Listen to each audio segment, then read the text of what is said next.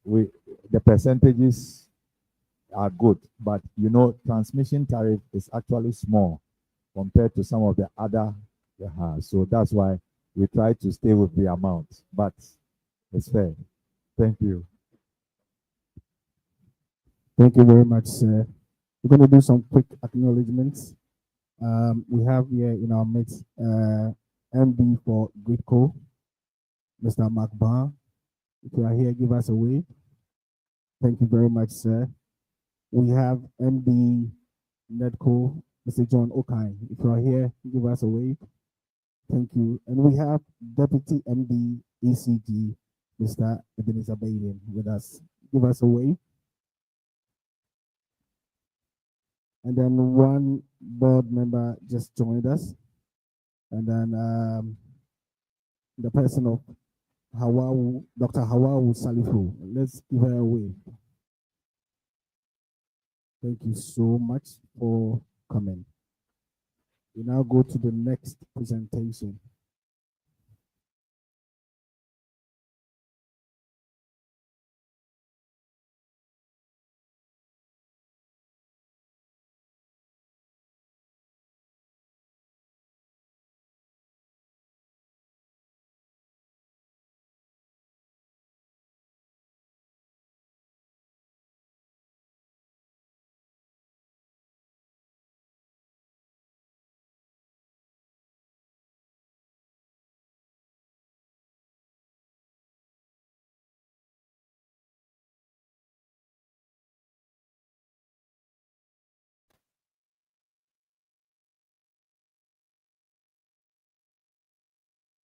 All right.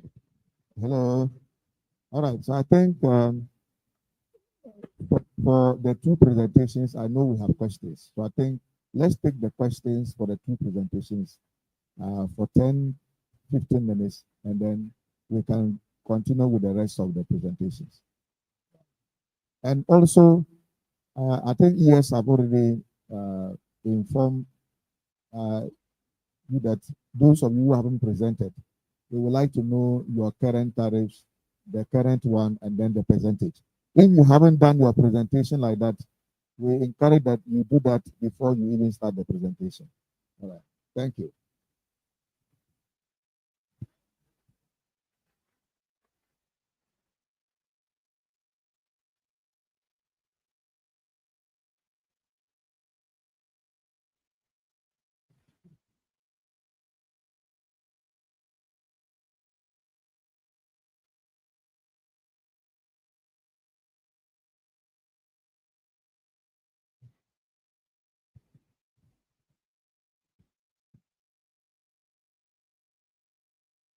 So we have one quick acknowledgement. We have also here with us Engineer Obin, who is the MD for VRE. If you are here, give us a wave. Okay, thank you.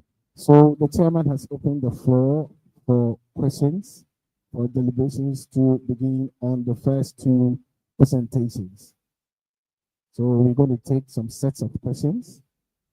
And then we come for answers for those responsible for that. So if you have a question, you can raise your hand, and I'll come give you the mic so you can put it across.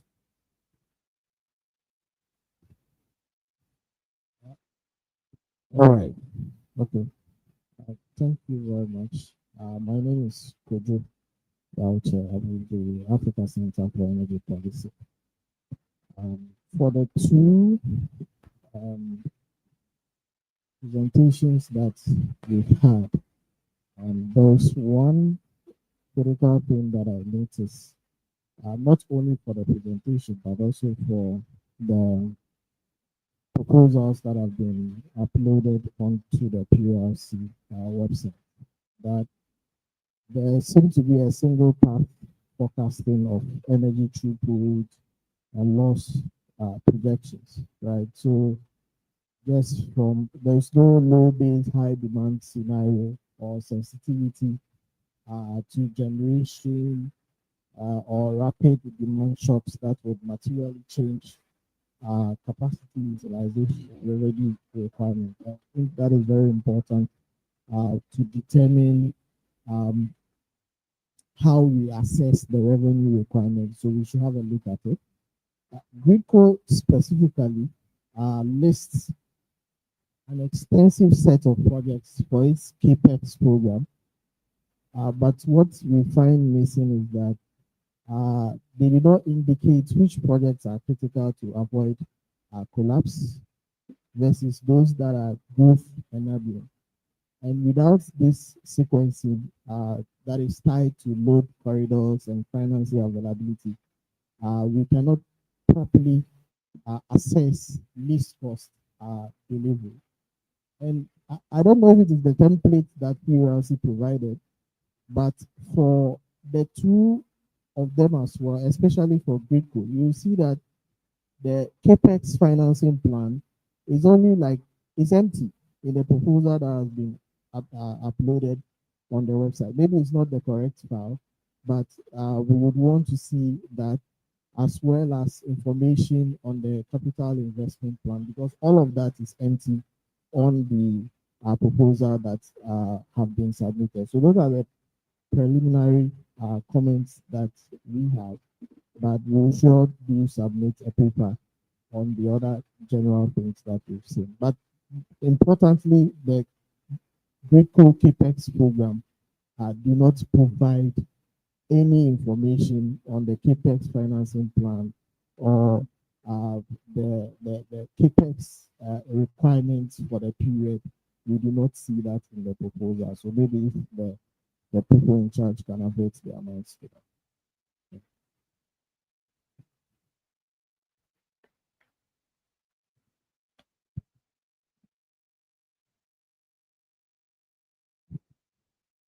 Good morning. Thank you very much. My name is Dennis Asari. I work with Imani.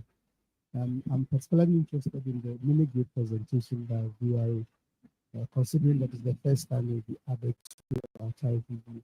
I wanted to find out how much it costs to deliver power in the mini grid in the presentation. I think it didn't come out very clearly, so that we can tell whether the type you are looking for can help you or it is reflective, considering that if you look at some of the mini grids, for 10 years, you may have to replace a whole battery set, and the cost of infrastructure running those mini grids are expensive. And also, even the main users of the power, most of them are lifelines. So I wanted to know how much it costs to deliver power on the mini grids and the tariff that you are looking for, whether it's reflective, so that in terms of the maintenance of those facilities, we don't create a lot more of this cost overhang year on year, considering that currently you are not actually recovering much. So if you can maybe explain more on how much it costs to deliver power on the mini grid compared to the main grid. So thank you.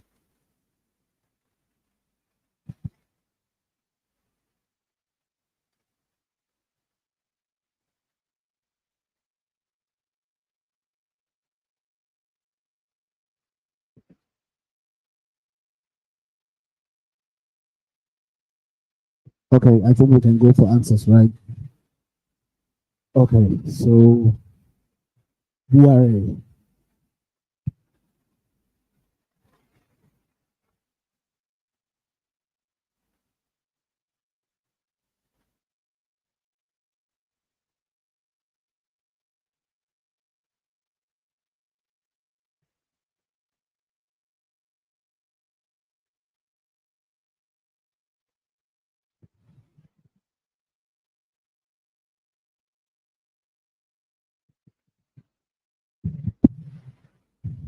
Okay, thank you. So I hear you on the sensitivities. I think it's one of the things that maybe for subsequent ones we'll try and put in the slides. But with regards to the mini grids, currently the tariffs that PRC has given in terms of residential and those levels are not meeting the revenue requirement. What I can say is that if I'll try maybe by lunchtime and then see if we can get you the tariffs per kilowatt hour, what we think should be. Okay, and then we'll finish with that information. Thank you. Thank you. The floor is still open.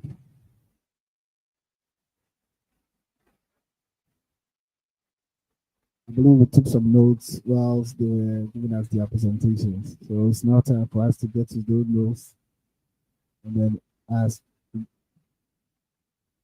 Okay. So let's go to Goodco for answers.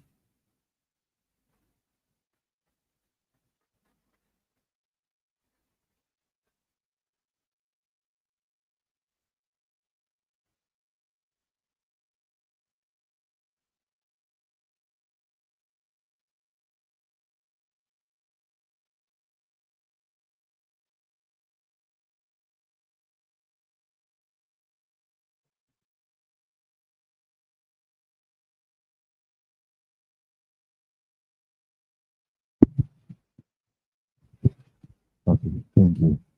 Yes, so for us, I think the major question was on the capex plan, my colleague. You know, what you see is just an abridged version of the full submission. So as part of the full submission, there's that full plan that is submitted to the commission. So it is there. With respect to the sensitivities, a lot of sensitivities are done in the detailed planning and analysis, but you can't show all when you are making a presentation. And so all those things are taken into it. Numbers of sensitivities are done in order to zero in on what we should do. So our detailed planning takes care of a lot of sensitivity.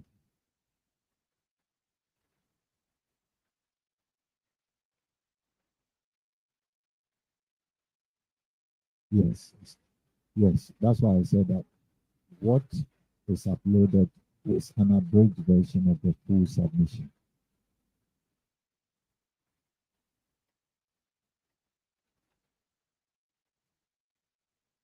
Okay. Okay, so like you said, we will check and make sure that it's uploaded in the system. But just to give you some sort of general overview on how we finance our projects.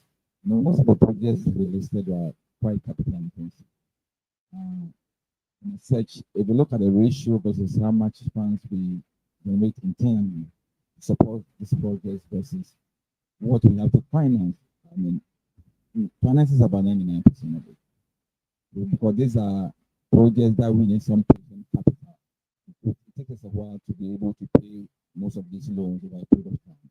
And as such, if you look at our portfolio, most of the projects we have are, let me say, long-term projects with averaging about 20 to 30 years duration in terms of tenure of the facility.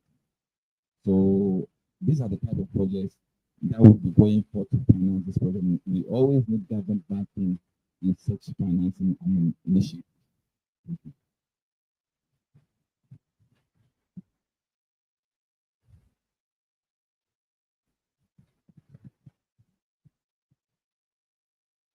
Thank you very much. The floor is still open for some questions. There's someone at the back.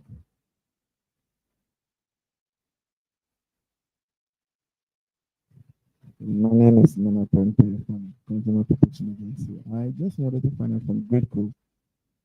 When they were giving their analysis, I didn't see the debt portfolio between them and ECG.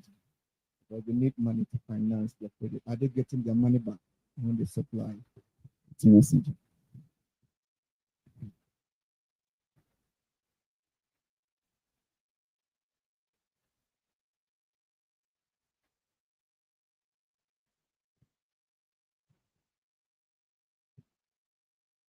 Thank you.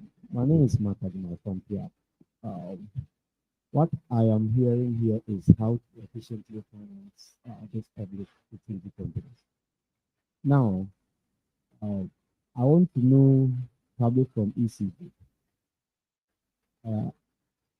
how efficiently are we running? Uh, uh,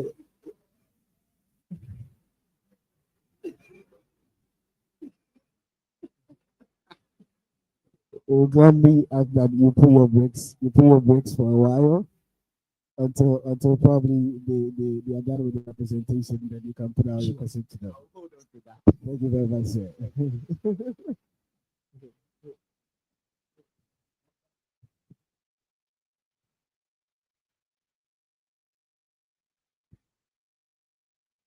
So, more questions? So, man, if we're not getting any questions, then okay. All right. All right. So, if you're responding to a particular question, you're going to have to come here and then you ask the honest. So, the, the last one was on Greco. So, if Greco, if you can come up here.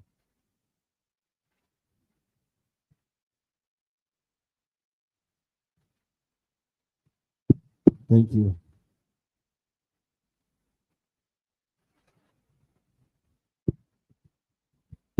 Mr. Chairman, I'm responding to the question related to the collection, whether we get enough collection. I think when my colleague was putting up the presentation, he didn't mention one of the key bottlenecks that we had as a business, and that was the collections, which was really also impacting our liquidity, and as such, it was a barrier to our financing in terms of our ability to repay our debts. I would say that in terms of trending, comparing previous years to this year, last year was not too good. This year we're seeing quite some good improvements in terms of the collection rate.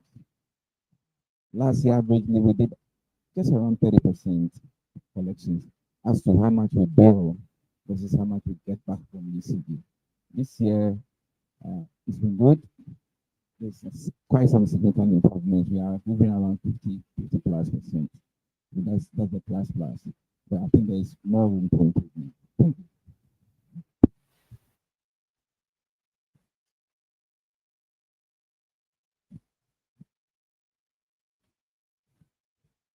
Thank you very much.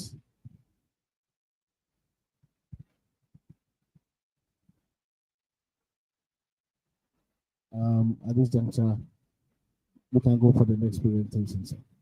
Okay, so we're inviting NEPCO to join us here and give us their presentation. Let's welcome them.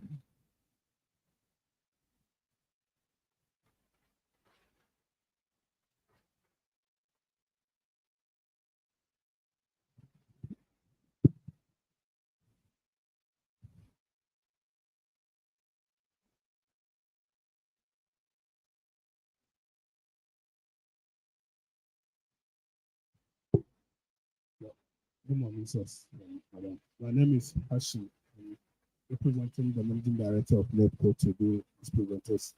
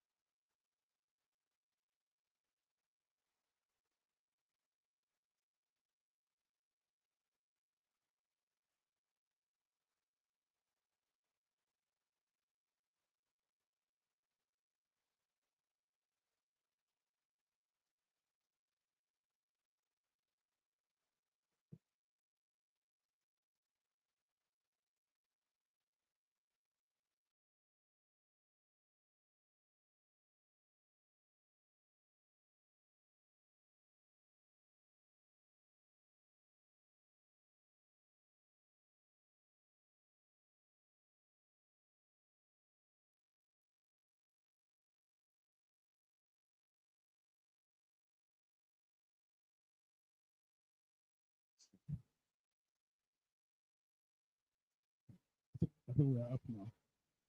Our presentation, we have an outline as shown. We look at introduction, the tariff structure, just now, the initiatives we undertook since the last tariff approval, and we look at our future projects and major issues, as well as our proposed tariff.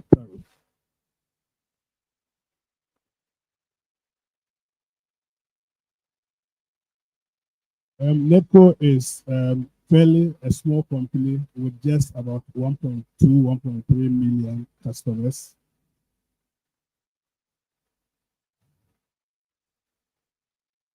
However, we cover the chunk of Ghana, about 64% of the land area. This means that we have a very sparse population in our operational area, which comes with its own challenges because the customer population is small and the load that we take is also very small. Whilst covering a large area, then automatically you become not profitable or your viability is challenged by that inherent feature. We operate in about 11 of the 16 regions in Ghana, fully covering 8 and in some parts of 3 regions. We have a customer density of about 7 customers per square kilometer. Our electricity coverage in our area or access rate is fairly behind the national average. We are about 75% access rate compared to 89% of the national average. The last set of data is what is more telling. Covering about 64% of the land area of Ghana, we are responsible for only 11% of electricity consumption in Ghana.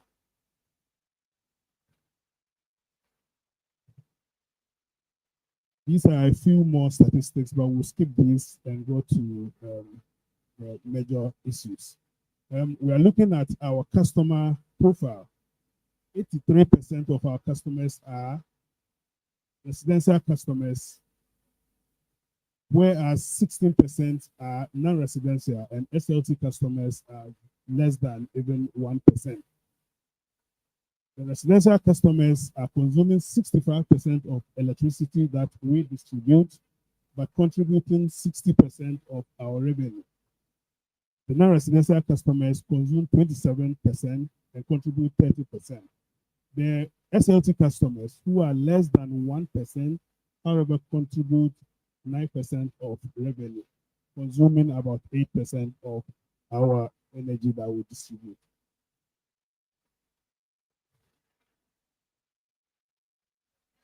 German NEPCO has issue with the current tariff structure because of, or the current tariff that we are operating with because of the conditions that we indicated in the earlier slides.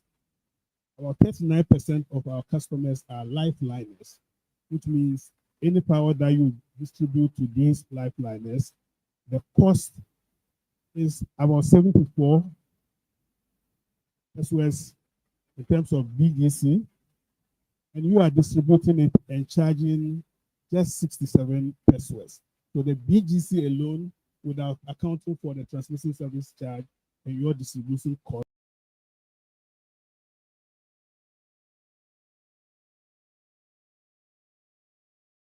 negative.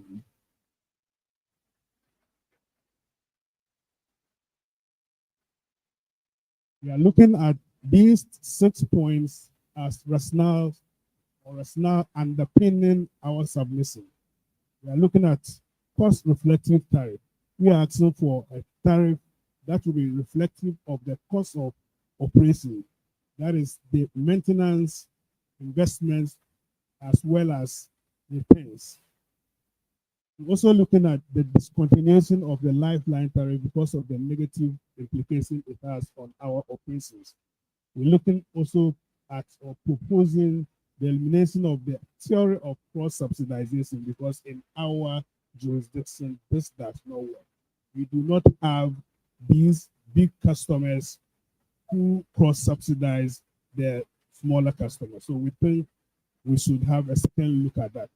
We're also looking at or proposing introduction of street light tariff.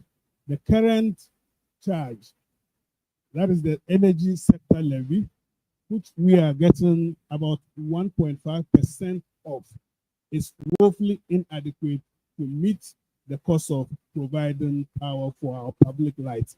So we are looking or proposing that PRC should look into this matter and see the possibility of introducing a tariff for street lighting or public lighting to cover the cost of providing that service. Or better still, if there are any other options that the collections we do shouldn't be shared, that might be a starting point. And looking at tariffs that will make us recover our investments and also make the operations of the company financially viable or sustainable. Since the last tariff approval, we have implemented about 6+7, about 13 projects, which we have listed. We'll not go through them by the details that we have shown. I just go through the left-hand side of the project. We have constructed a Lamashegu substation in Lamashegu to improve power supply quality, capacity, and reliability in the Tamale metropole. We have also replaced or upgraded 100 kilometers length of conductors in our operational area. We procured distribution materials. These were all in the tariff approvals of the previous MITO. We've also attempted to construct a head office building. We've done the soil testing and other preliminary works on this project.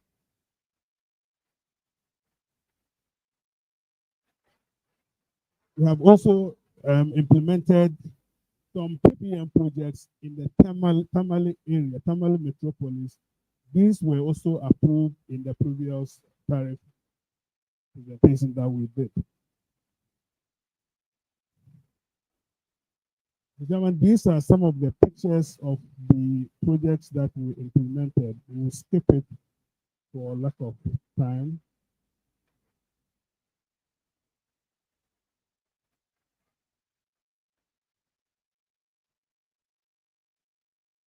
These are the PPMs that we install. We did put the stress concrete pools.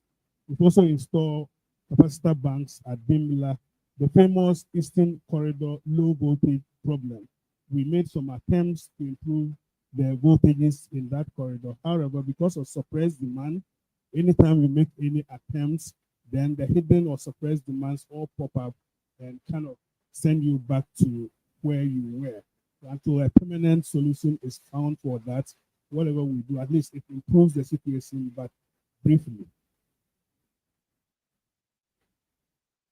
These are not big projects, but they are very critical. The left-hand side one is we bent an equipment in Brekum and we had to replace it. We've also done about 11 customer service centers across NETCO operational area. The right building is one of such structures. We've also started the construction of a data center, which we have not yet completed. We have completed a disaster recovery site, which is very important to ensure business continuity in case of an unfortunate incident. Now, in line with the directive of PURC, we submitted some projects and a number of them were recommended or approved for inclusion in this submission. 11 of such projects are being presented here. We have 11 projects costing about $418 million. And these projects are mainly for capacity enhancement, supply reliability, customer service improvement, revenue improvement, loss reduction, as well as other objectives that we could not list. For instance, the head office building is going to improve the image of the company and also improve productivity, because currently we are in about 4 to 5 buildings in Tamale. Because of this, you have to duplicate certain services, and also monitoring is an issue. So some of these projects, the benefits may not be quantifiable, but in the end will contribute to improvement in the general performance of the company. As we can see on the screen, most of these projects are going to enhance customer service improvement. They are going to improve our customer services and also help us in reducing our losses, which is also a significant problem that we are currently facing.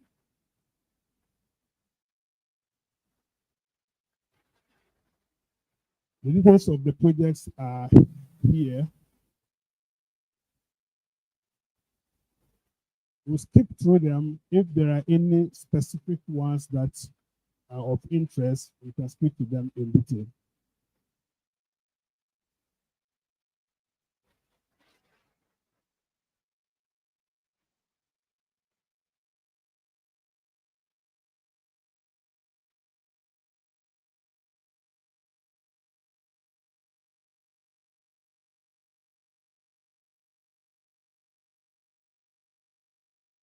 Someone, based on our submissions, we are looking at the major issues that are to be considered under this. We are saying that the current tariff are low.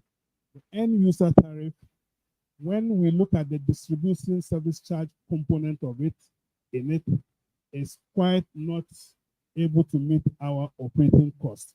And we have very high operating costs because of the vast area that we cover. You have to run around with even very small load to serve the customers. We think if we do not get the right tariffs, the financial sustainability of the company is at stake. So we are proposing that the right tariffs be given to us to ensure financial sustainability.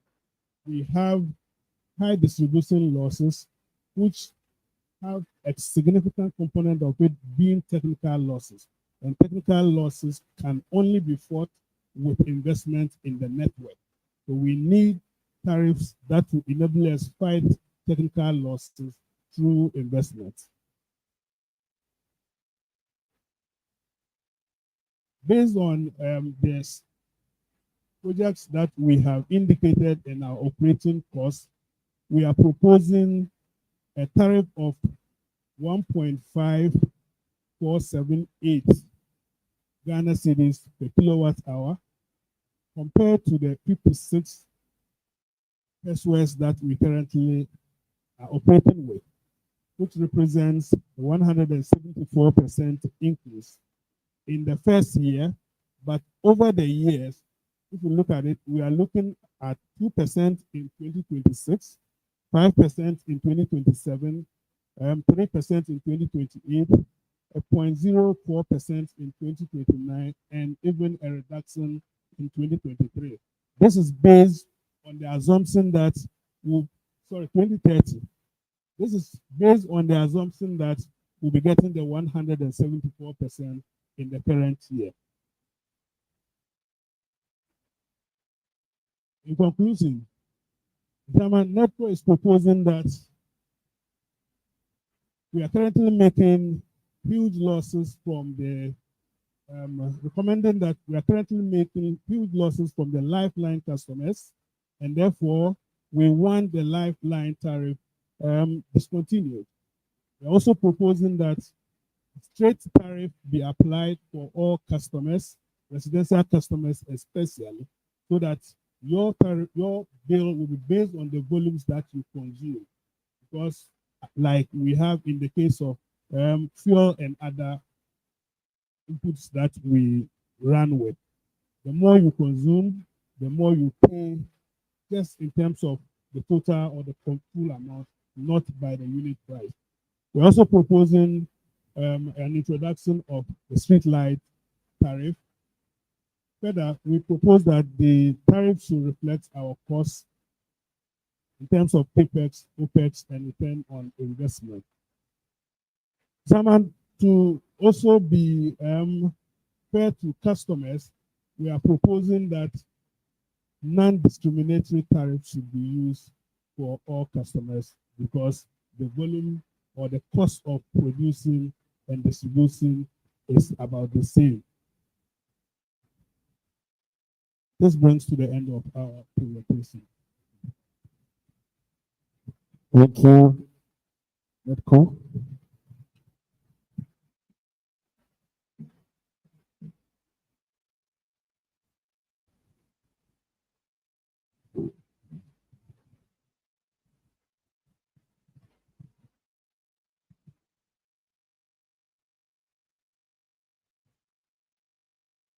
So kindly take your seat and we'll go back. Yes. Thank you very much, Nidko. We have some quick acknowledgements to make. From Pia, we have lawyer Constantine Kujedi with us. If you are here, give us a wave. Thank you very much, sir, for coming. We have the Deputy Chief Executive Finance from VRA, Mr. John Mblee. I believe I got the name right. Thank you very much, sir, for coming. We're going to go for a short break for about 10 minutes, and then we'll come back and continue. Thank you for your time.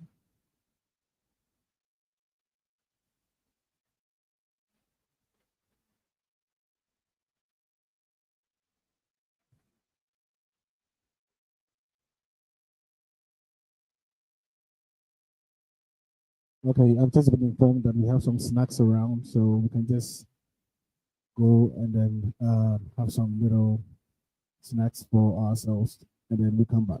Thank you.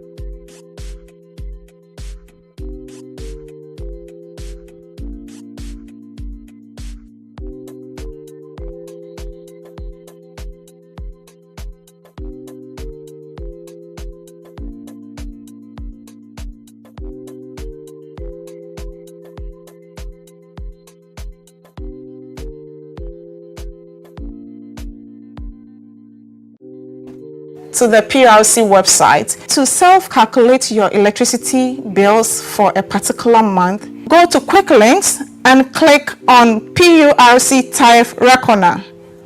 Click on the link to the reckoner. Go to Electricity Tariffs. You click on it.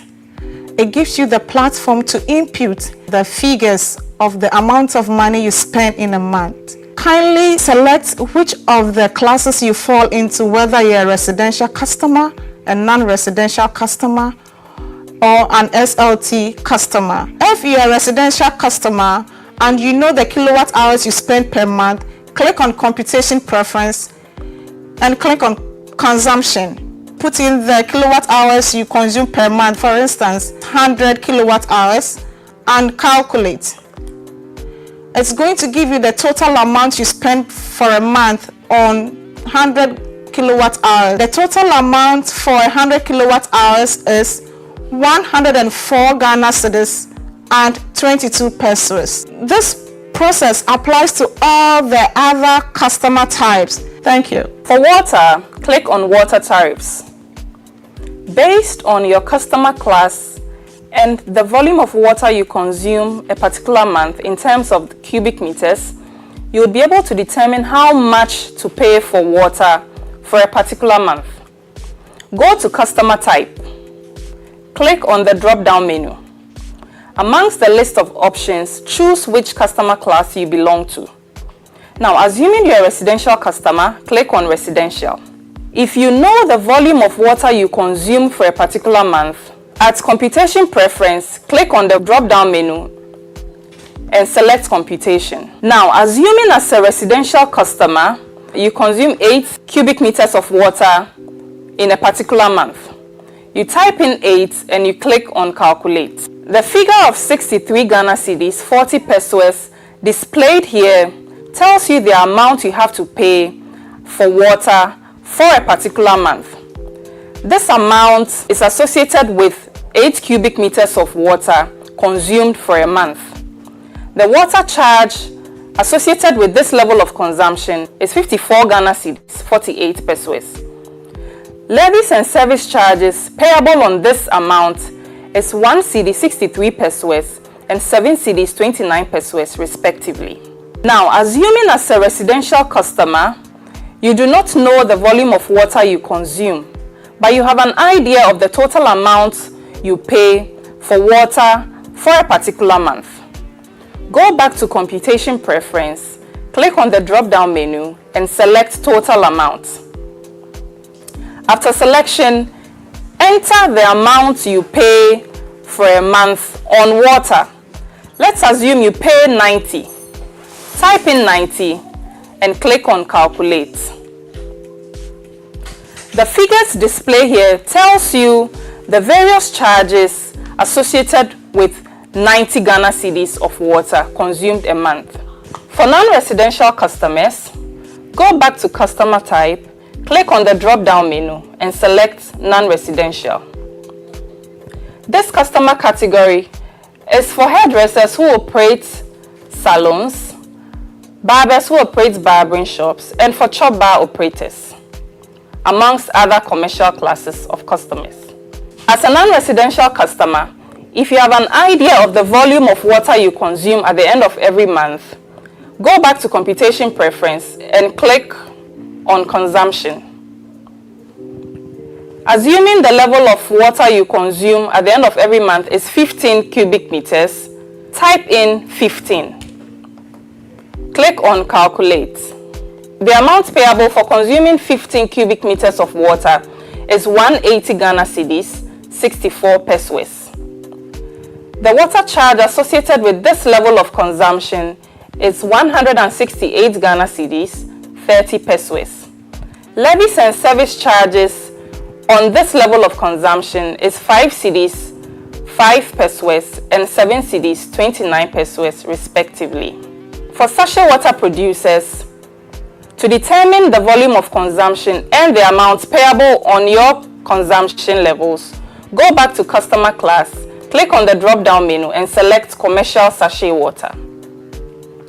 Once again, if you know your level of consumption in cubic meters at the end of every month, You can go back to computation preference and click on consumption.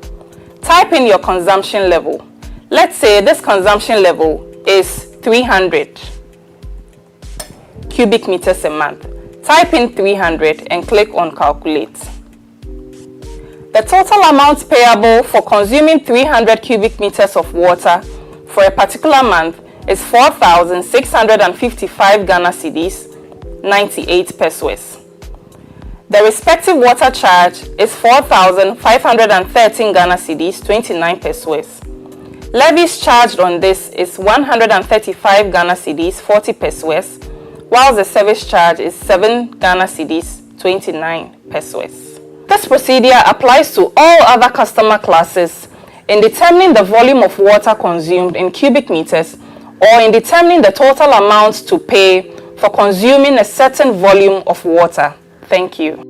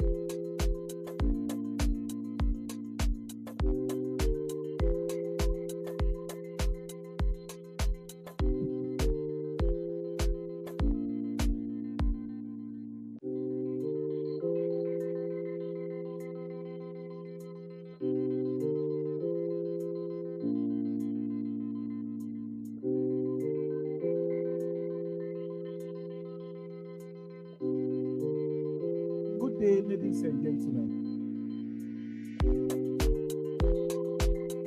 My name is Moses Oakley, and I'm presenting on behalf of ECB. The presentation is on the proposal for the review of electricity distribution and supply adequate revenue requirements for tariff for ECB. For us, it's all about the distribution service charge 1.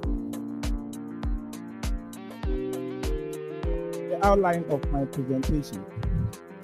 To do a brief introduction, the rationale behind the tariff proposal, we show the utilization of the tariff that was approved for us in the previous tariff period. Tariff assumptions. We will also show the proposed new investment for the 2025 to 2029 tariff period. We will show you the annual revenue requirement for this, our proposed tariff, and expected benefit if the Commission approves the tariff proposal. By way of introduction, ECG is a limited liability company wholly owned by government. We operate the Southern electricity distribution zone, specifically in 8 regions of Ghana. We are in Greater Accra, Western North, Central, Eastern Ashanti, Volta, and Oti region.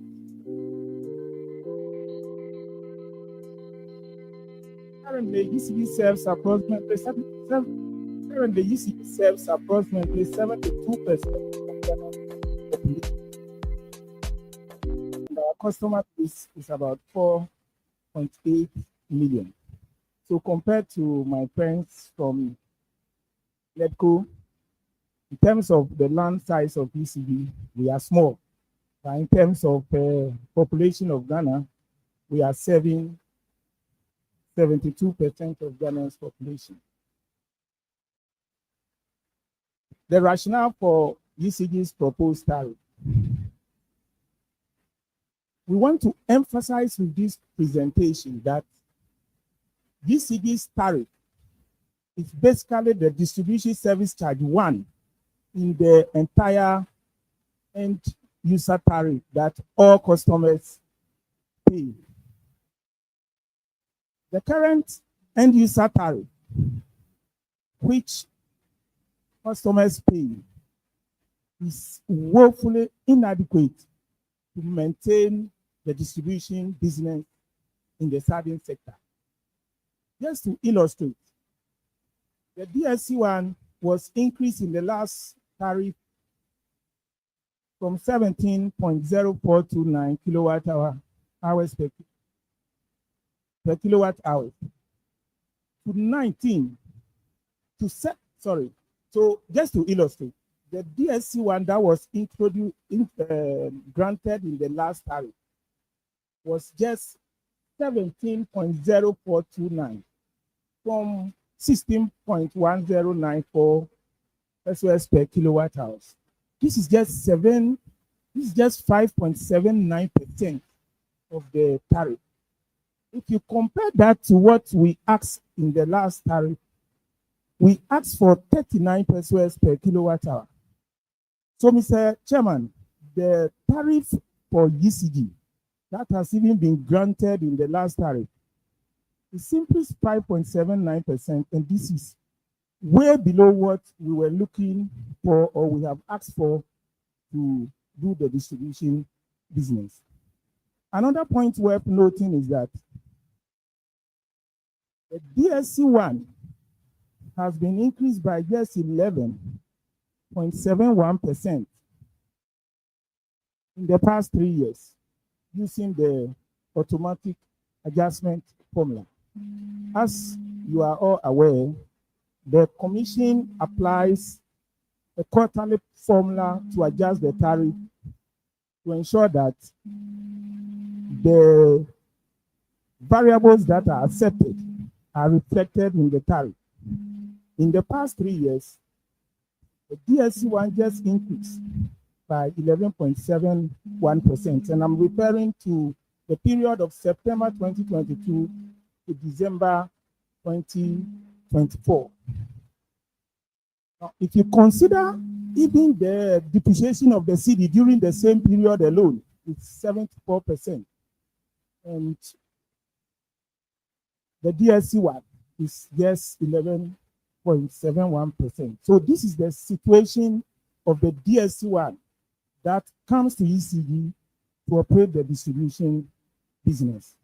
Just to also mention that the international standards for tariff for distribution business is between 30 to 33%, whereas ECD, as I mentioned earlier, is just 11.38%.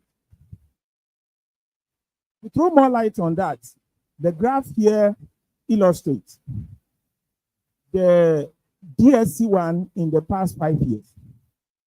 From 2018 to 2025, I think in June this year, the light blue line shows the DSC1. It's deep in 2019, and as you can see, it rose slightly, virtually a straight line if you want to draw a line. The DSC1 has remained virtually the same, and if you calculate a compound annual growth rate, it's actually negative. We also graphed the same DSC1 in dollar terms, because as you are aware, most of our inputs are in dollar terms or are dollar denominated. So the light yellow is the DSC one in dollar terms. And as you can see, it fell from 2018 to 2024 and only rose slightly this year, largely because of the appreciation of the cedi. Once again, you calculate a CAGR of the DSCY in dollar terms, it's negative. The rationale for proposed ECG tariff. The company is looking for cost that will recover the cost of our operations. The first one is investment cost. We have invested a lot in the distribution network in the past 3 years. In the past 3 years, we have completed $408 million worth of projects in the network. $428 million more is what we have also invested in the network, which is ongoing as of December 2024.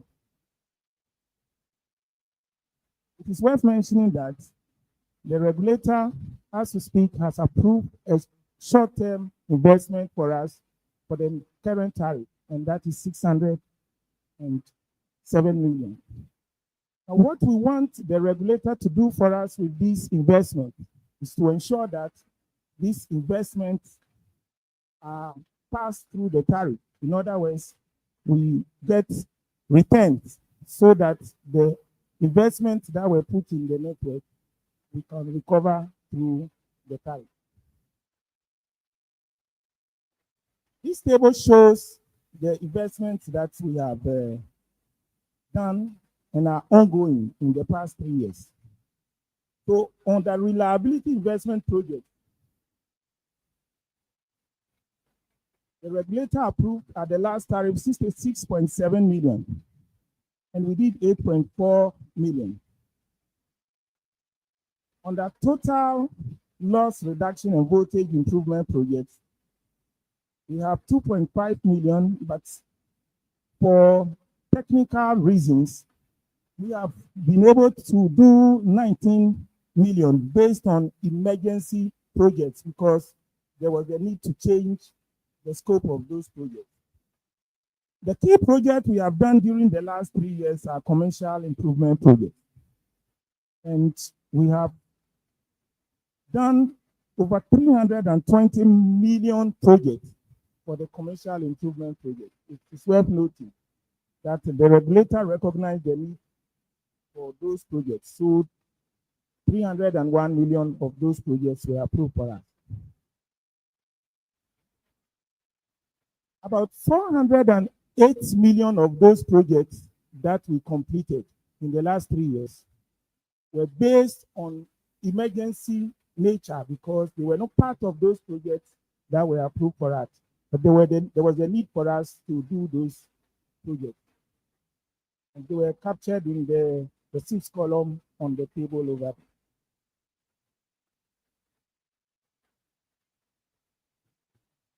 Just to illustrate across our operational areas some of the projects that we have done. In terms of system reliability and technical loss reduction projects,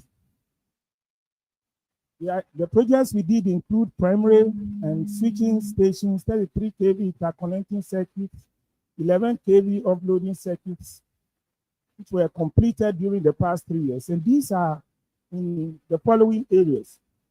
The Bibiani substation was completed, and it is expected that this will significantly improve supply reliability in the Bibiani township and surrounding areas, including Yinahini, Kano, Idumasi, Asireso, and Sehiyoso.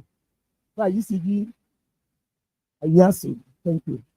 UCG is present in many of the areas in the south, as I said earlier. So our reliability projects come across all those areas. Tabuazi substation is one of those substations that were completed during the period, and so is Wasu substation. We want to show you more projects that we have done during the period. Sewa substation was also completed. Then we have Tapu BSP, which is a reconstruction. We also did the thermal switching substation, Obuase PSP substation, and Pando substations is an upgrade. These are all areas in our distribution network that we have completed projects. We have also completed additional system reliability and technical loss reduction projects that are aimed at improving the network. We have strategic distribution transformer injections, network extensions to previously undeserved areas, system upgrades, improving operational flexibility and enhanced power quality, commercial and industrial customers. For the 33 to 11 kV network infrastructure development, critical power supply delivery improvement projects were done through 33 kV offloading circuits for completed PSS projects. Quite a number of projects that we have done in that category as well. Our system automation projects, SCADA and the VIP projects, are areas that we have focused on in the past 3 years as well. And as you can see, there are so many towns, villages, cities that we have undertaken projects. For lack of time, I will just move on. In terms of voltage improvements, more projects here across the 10 regions and 92 districts that UCB currently operates. We have checked 1,858 LV network improvement projects were done in the past 3 years. And 1,345 LV extension projects were equally completed in the past 3 years. In fact, we are bringing all of these just to demonstrate the nature of the investment we are doing in the network, so that when I come to the tariff, everybody will appreciate the need for more tariffs for UCB. Commercial improvement projects are very, very important projects in our business. And in the past 3 years, we have done a lot of projects in commercial improvement. First is the digital transformation. And I'm sure everybody here knows that UCB has gone cashless. So we have an enhanced power app. If you want to render any service, if you want to pay for any service UCB renders to you, you can only do so using our enhanced power app. And you cannot come to us at any point with cash. We've stopped collecting cash from UCB. And we put in a lot to get all of that together with our billing system, which has quite been improved. Loss reduction project, which is a project we have put in place to ensure that meters are available to customers, both for new service and to replace overage and 40 meters. In the past 3 years, we have deployed 1,078,181 meters to various categories of customers. And this is just up to December 2024. Currently, we are still doing a lot of meter deployment. On an average of 100,000 meters, we are deploying every month. In addition, alongside that, we have standardized our wiring system to avoid meter tampering. As I said, we have replaced our overage meters because of this project. And today, we have improved significantly on our new service request. Distribution transformer and boundary metering is another important commercial project that we have undertaken. The project originally was planned for 30,000 meters, and as of December 2024, we have deployed 3,142 distribution transformer meters. This was done in 5 regions: Tema, Western, Central, Eastern, and Volta. These regions are actually UCG operational regions. 9 districts were also completed. And as we speak, ongoing installation is in Accra East, Ashanti West, South, and Ashanti East. Now, this project is very important because it helps us to determine where our losses actually are concentrated. Energy accounting is the biggest outcome of this project. Mr. Chairman, I want to show some pictures just to demonstrate the work that we have done in the past 3 years. So this kind of meter installation is what we used to do before the implementation of the loss reduction project. This is the kind of thing you will see at Purc and many other areas. Now, this is the new approach, or this is the new method of installing meters, which all of you can bear witness. We go around town now.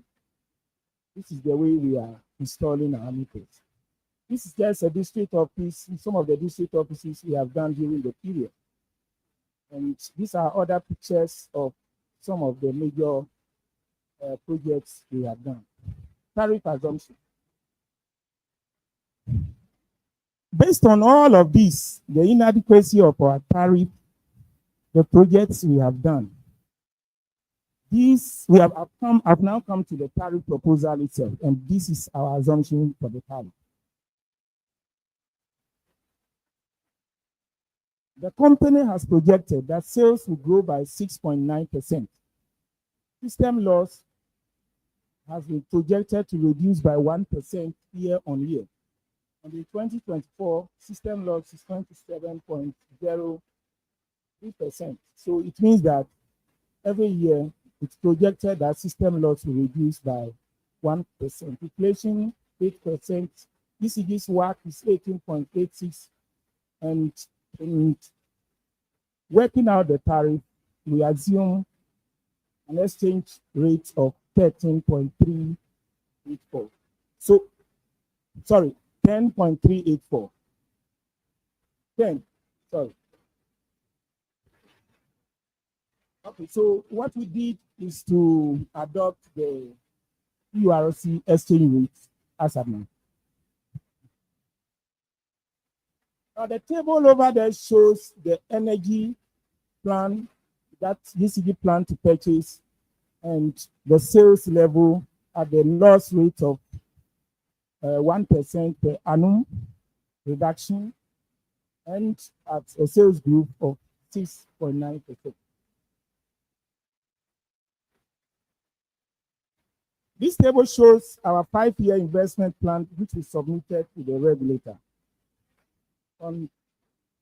So the total investment that we submit for the next 5 years is $1.6 billion. However, per the PURC's rate setting guidelines, only short-term critical projects are allowed through the tariff. And therefore, out of these, only $607 million worth of projects were approved by the regulator, which is part of the tariff that I'm going to show shortly. So this is UCB's annual revenue requirement. In terms of operational costs, which is basically our operations and maintenance, our administrative and overhead costs, and customer services costs, these are the numbers that we have projected. And these numbers are based on the 2024 actual cost incurred. The same has to do with the human resource costs. I think I need to add that for human resource costs, is based on the approved It's based on the approved CBA or our condition of service. And this is what the regulator requests that we should do in terms of human resources.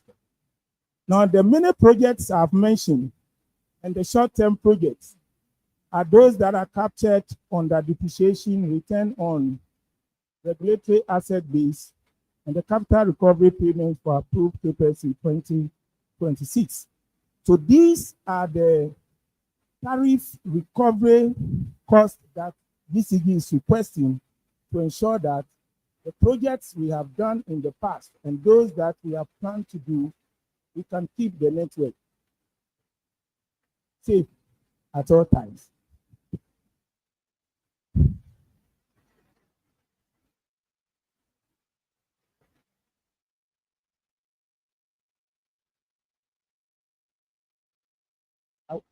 I'll come to them.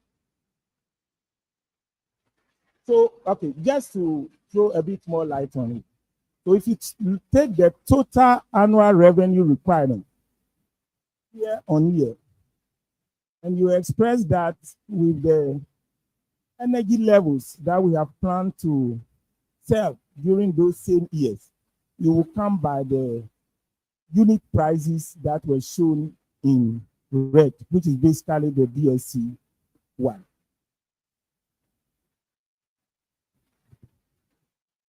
So in 2025, it's 64 pesos per kilowatt hour. Again, 19.0384 pesos per kilowatt hours as of December 2024. Mr. Chairman, I need to mention that even as we speak, the DSC one has been reduced in July 2025 from 19 to 17 pesos. And that was actually a surprise to UCB because we are already not meeting our cost. And so for this proposal, it was between 2022 to December 2024. So the numbers we have given you were numbers as of December 2024.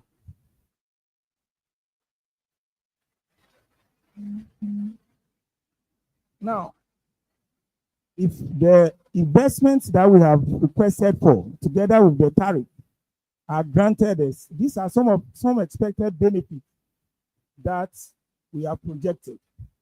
In terms of the SID, which is the System Average Interruption Duration Index, we plan to reduce it from the current 32 to 19.2 hours by 2029. That's 41% reduction. Similarly, the SID fee is planned to reduce by 44%. We plan to install 3 million more meters in the next 3 years.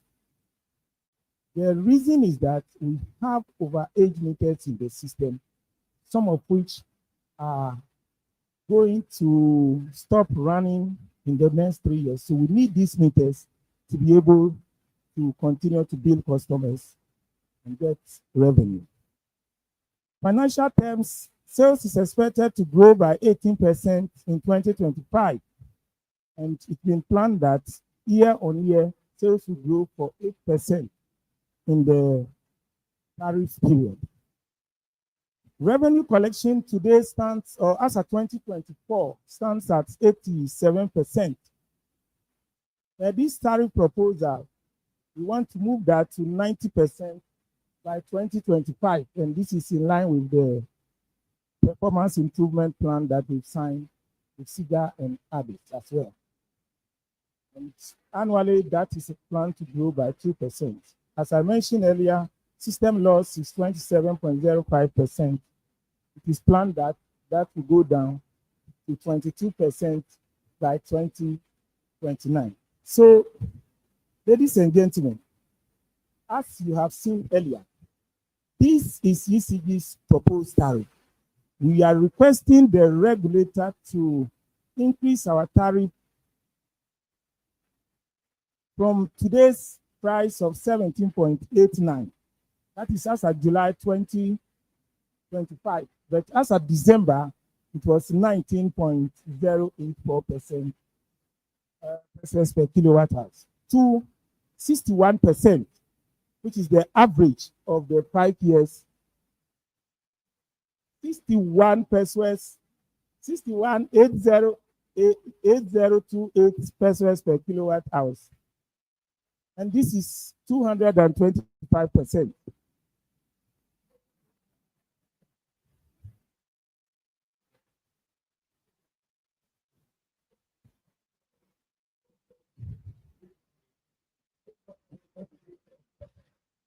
Ladies and gentlemen, UCG has made other proposals along this tariff increase. UCG is requesting the regulator to collapse the tariff bands in the residential and non-residential band. So currently, we have about 3 bands in the residential. We want that to be collapsed into 2, yes, Lifeline and all others. And when you come to the non-residential, we just want 1 tariff. This is very important to ensure that cost of service is reflected in the tariff all of us pay.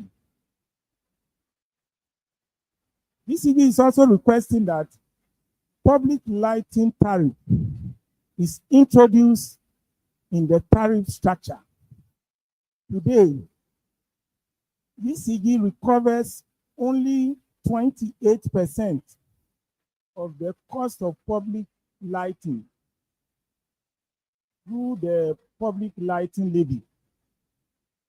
And that shortfall is growing and is piling up as part of our debts. And so we are requesting that a public lighting tariff is introduced.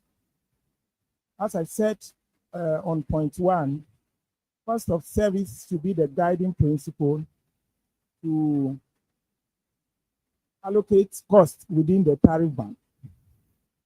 But cost of service is also a fixed charge in the tariff that everybody pays.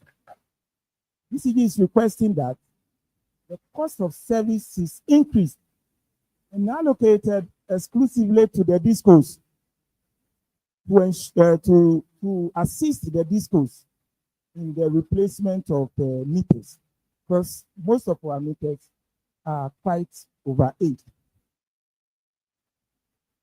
The PURC rates as the reference point for most of tariff workings has become a challenge for us. And we are requesting the regulator to adopt the Bank of Ghana exchange rate in determining tariffs. The next one is weighted average cost of gas. This variable is very important in determining the generation tariff. However, on the side of ECG, whenever there is some emergency or where emergencies occur, and at some other times, the need to use other fuels come up, and the price for those fuels are higher than the WACOP or the gas. So we are requesting that we should move from weighted average cost of gas to weighted average cost of fuel, WACOP. By so doing, the cost of generation will be reflected in the generation tariff. Reserve margin is yet another challenge for UCG. See, we are at the end of the tariff, or we collect all the tariff and pay everybody because of the retail sale license that we have. So currently, reserve margin is not in the tariff. What it means is that it is just a debt in our books not covered by the tariff. So we are requesting that this is included in the tariff. In addition to that, generation cost in general, the company wish that generation cost will be a full cost recovery so we can concentrate with our DSC1 in running the distribution business. In conclusion, DCG is requesting the Commission to approve the tariff of 61.808% and the rest that I mentioned earlier, so that we can support the deployment of smart metering technology, enhance customer service delivery, ensure UCG continue to provide reliable and quality electricity supply, and finally, maintain financial sustainability of the company. Thank you.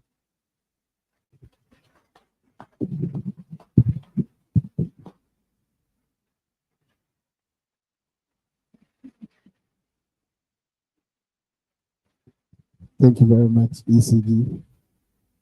Now call on EPC and Power.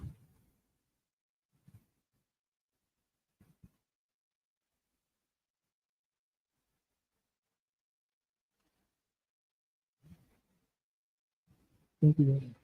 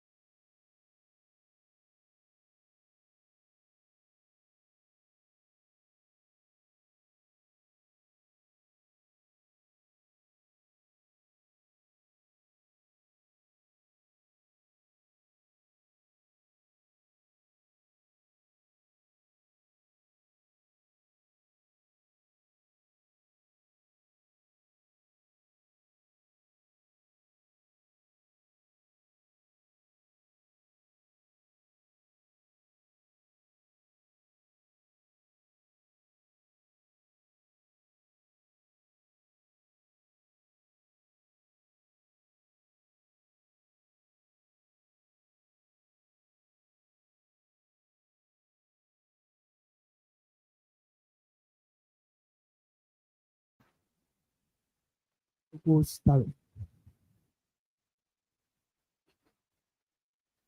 So Enclave Power Company is the only private licensed electricity distribution company in Ghana. We operate in the thermal-free zones enclave in an area size of 840 acres. And then we also operate in the Dawa industrial zone, which is 2,000 acres.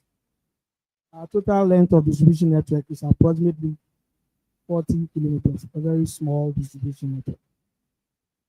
Customer base is largely SLT customers across the various voltage distribution levels. We basically do 11 kilovolts and 34.5 kilovolts. So we don't serve the residential customers. We are basically we service the industries alone in Tema and also in that.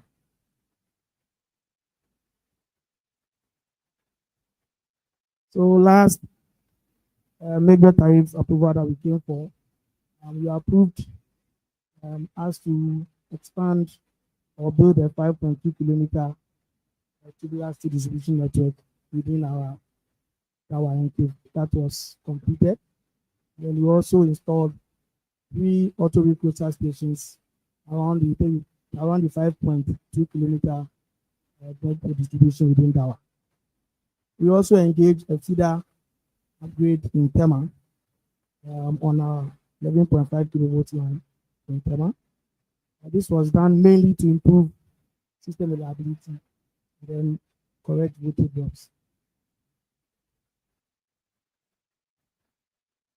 So let's see the performance indicators based on some of these projects that we undertook, especially the ones that were approved by the regulator. So this is our customer growth.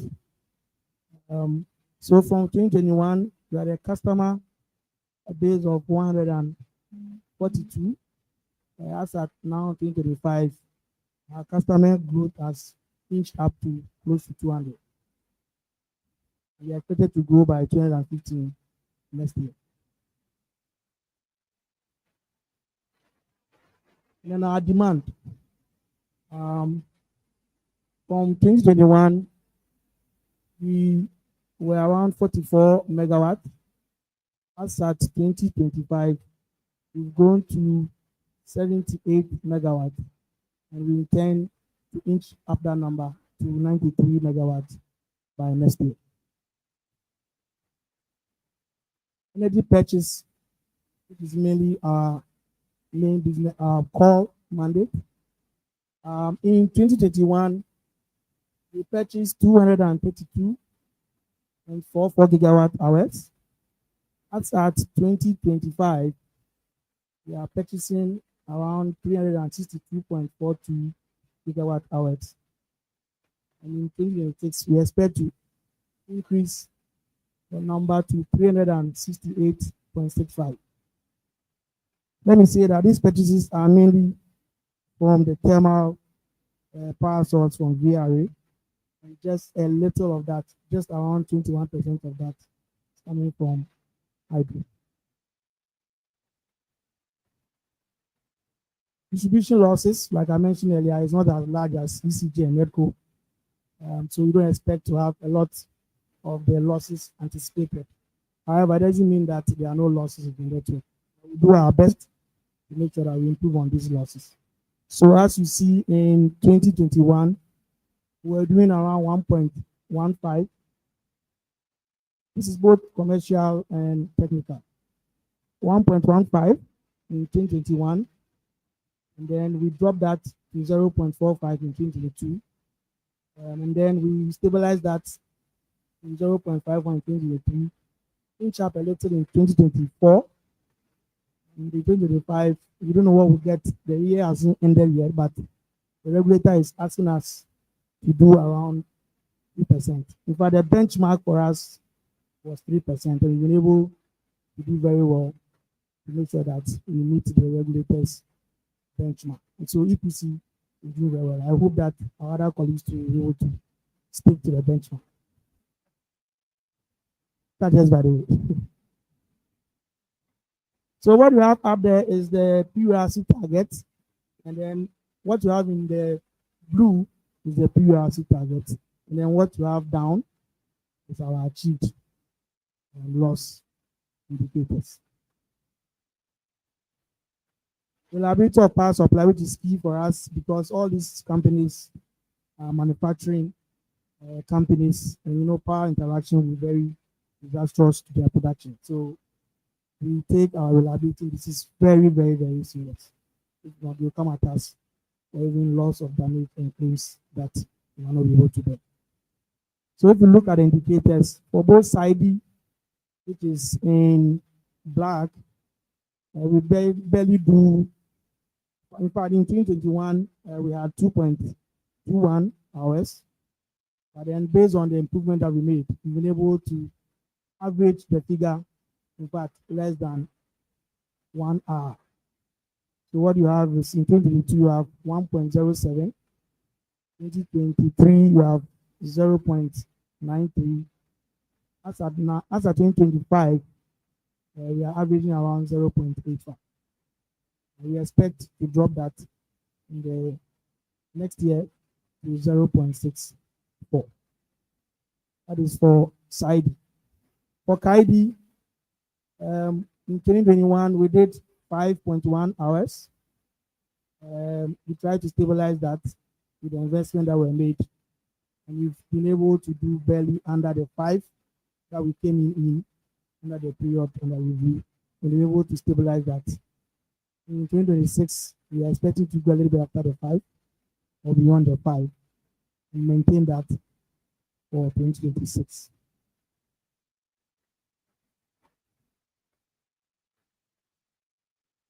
So these are the supply reliability indices in terms of power supply to our endpoint. What I showed you earlier was what was within our network. This is supply from the system. So for that, the SID previously in 2021 was 20 hours, 0.55. Then 2024, we achieved 1.33. This is based on very good collaboration with especially Gridco, where we agree on well-planned outages. We discuss and we agree on that, and we schedule that together with the customers to ensure that these outages don't really affect their work. And that's how come we're able to achieve the figure far below the 20 to 1.33. We expected that in 2030, the network will grow, and for also unforeseen circumstances, we just want to be safe and work towards that. So we are targeting 10. For SIFI, in 2021, we did 9.2. As at now, we have achieved 0.81. In 2020, by 2030, we expected to have an average of 6. For loss control, in 2021, we had 1.55 when we came in. As at now, we are doing less than 1%. The losses by 2030, which is a target, we intend not to do more than 2%. Projects. So we further roll out a telemetering scheme for our customers where they want to access their consumption on real time. We put up the system. We are now building the portal, online portal, where all the customers are going to enroll on to access their consumption real time from their meter. So that's what we are terming as the telemetering phase 2. That is ongoing. We also intend to expand our 34.5 distribution network in Dawa because of customer uptake that we have envisaged. So that will be a double circuit, 3.5 kilovolt line in Dawa, twin banded. In Tema, we have congestion issues in Tema. So we are trying to decouple the main substation and get a centralized area where we can pull power effectively. So we are putting up a switching station, 4.5, to pick up some of the critical loads, to also improve distribution losses and also to increase our reliability.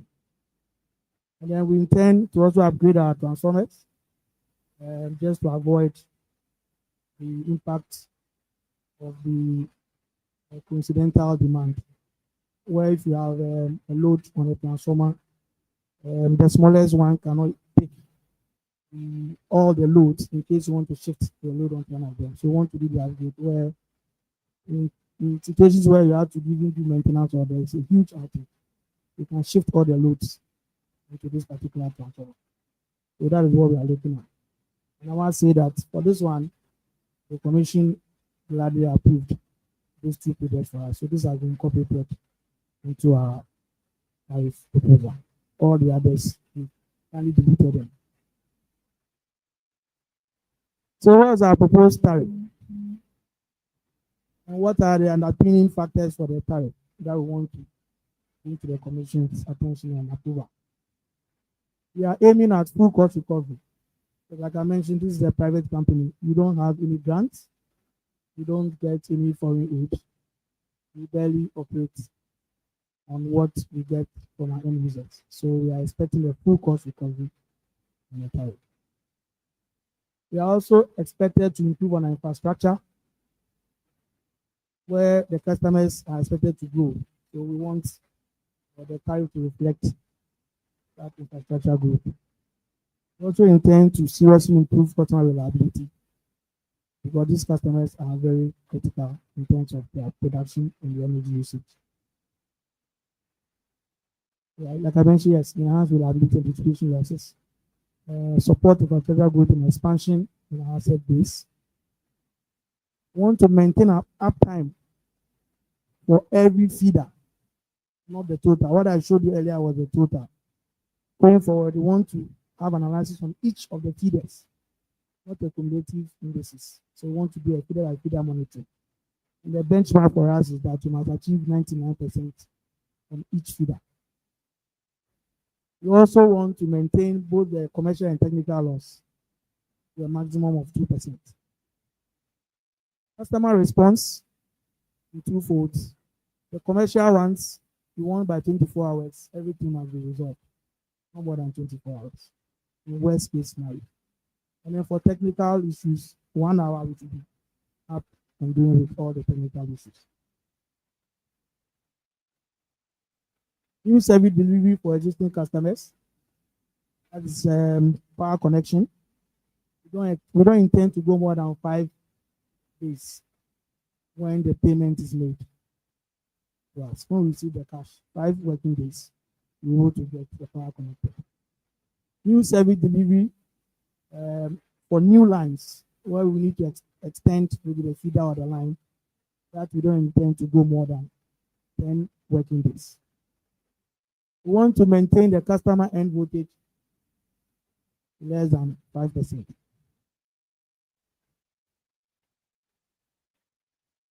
Our supply plan going forward up to 2030. Currently, our energy purchase, mainly from VRA, is 37.4 gigawatt hours. By the year 2030, we expect that to grow to 638 gigawatt hours. There are no purchases from any IP. We intend to incorporate some level of renewable into our power purchase because of cost reasons. And so we are earmarked that in 2025, we'll be getting 24 from solar. And by the year 2030, we'll increase that to 165 gigawatt hours from renewables, mainly solar PV. So down, you see the total energy consumption. If you sum up both the solar and then the purchases from VRA, we expect that to grow by the year 2030 to 803 gigawatt hours. So the tariff. So, like I mentioned, our main business is energy purchase. So in 2025, we are looking at 367 gigawatt hours. And we are proposing a cost of 47 Ghana pesos. We have the cost breakdown, 2026, with the increase in energy purchase. We expect to go up by 53. 2027, we expect that to go up by 467. We expect that to go up by 52 Ghana pesos. So to the year 2030, we expect that our cost will increase to 68 Ghana pesos for energy purchase. So if we factor all that into our DSC 1, we are expecting an average cost of 57 Ghana pesos compared to the current approved tariff from the Commission, which is 21.66. We are expecting that difference to represent 163.1%. And I think this figure is not too different from what I saw from other colleagues. It's around the same figure. So it means that the distribution business has a certain uniqueness to all of us. Mr. Chairman, that is our proposal. Thank you very much.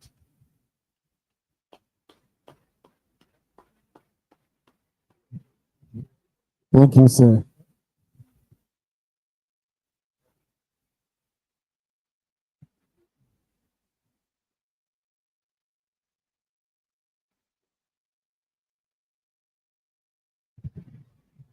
Hello. Okay. All right. So it is time for questions.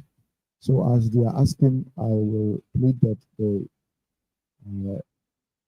take note of the questions. So and then after that, If you are to respond, you kindly come forward and respond so that we can all see you. Thank you. And add this man.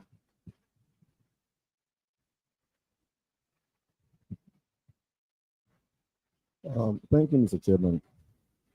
I'll plead your indulgence for a certain inquiry.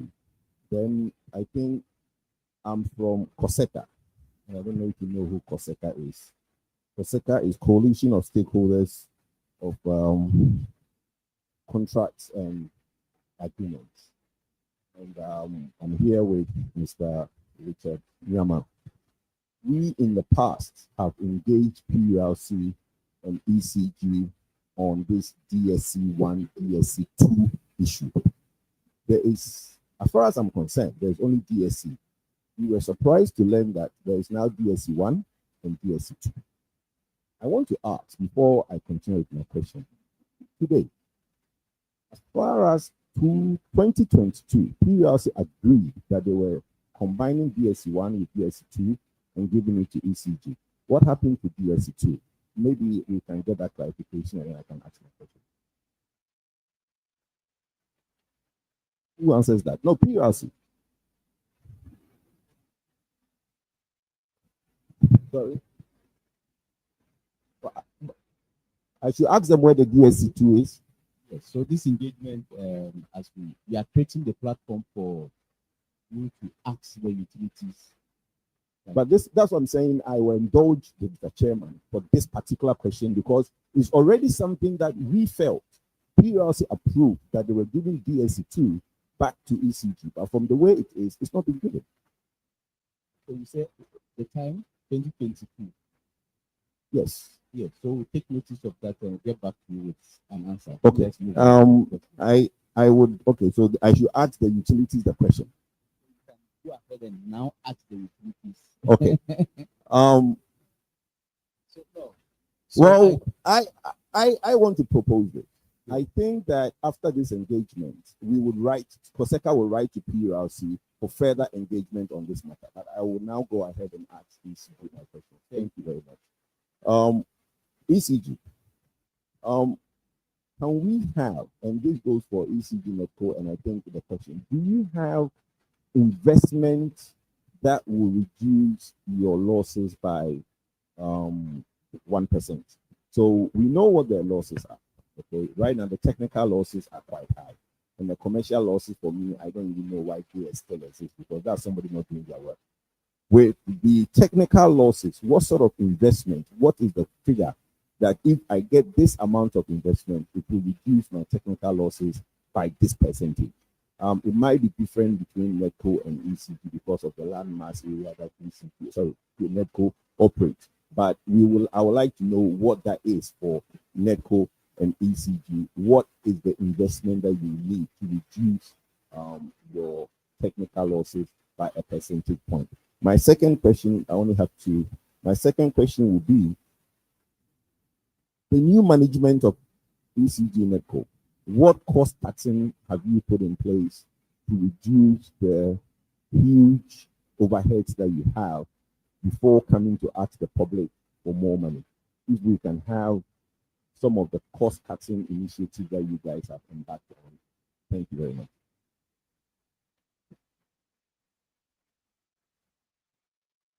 There's one I might just kind of mention your name and where you're coming from before your question. Thank you.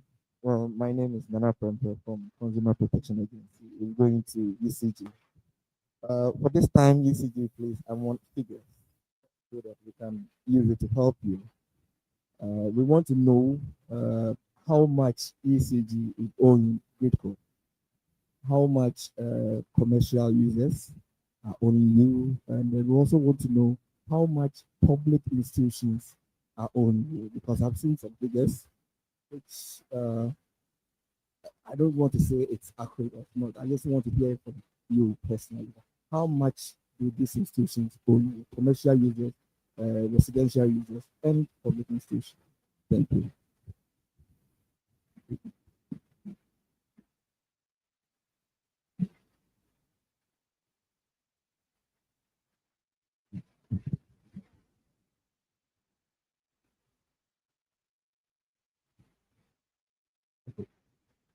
Thank you very much. So for ECG, my name is Kojo Yache. I'm with the Africa Center for Energy Policy.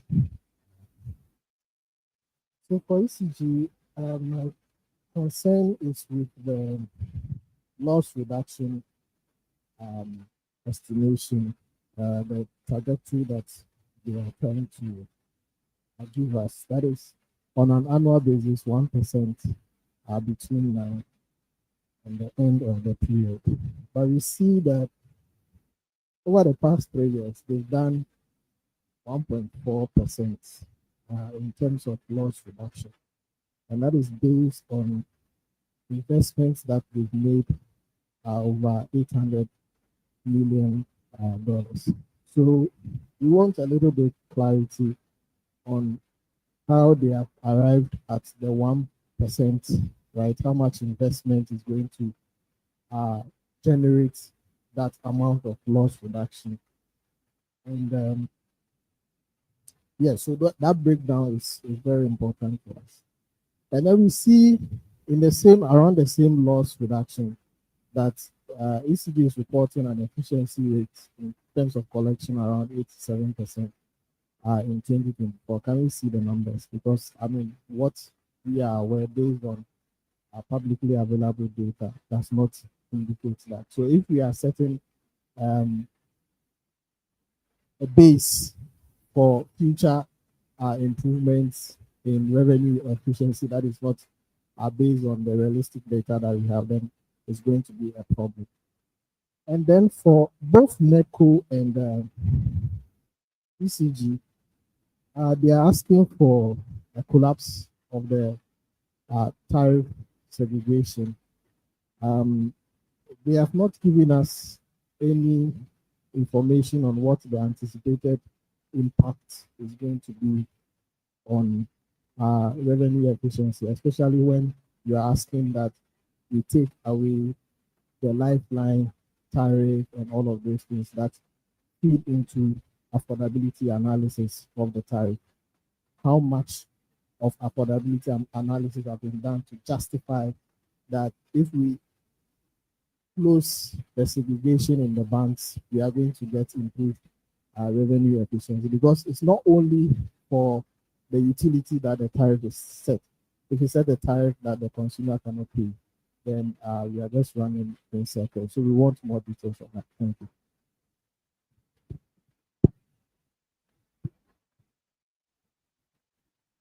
Thank you.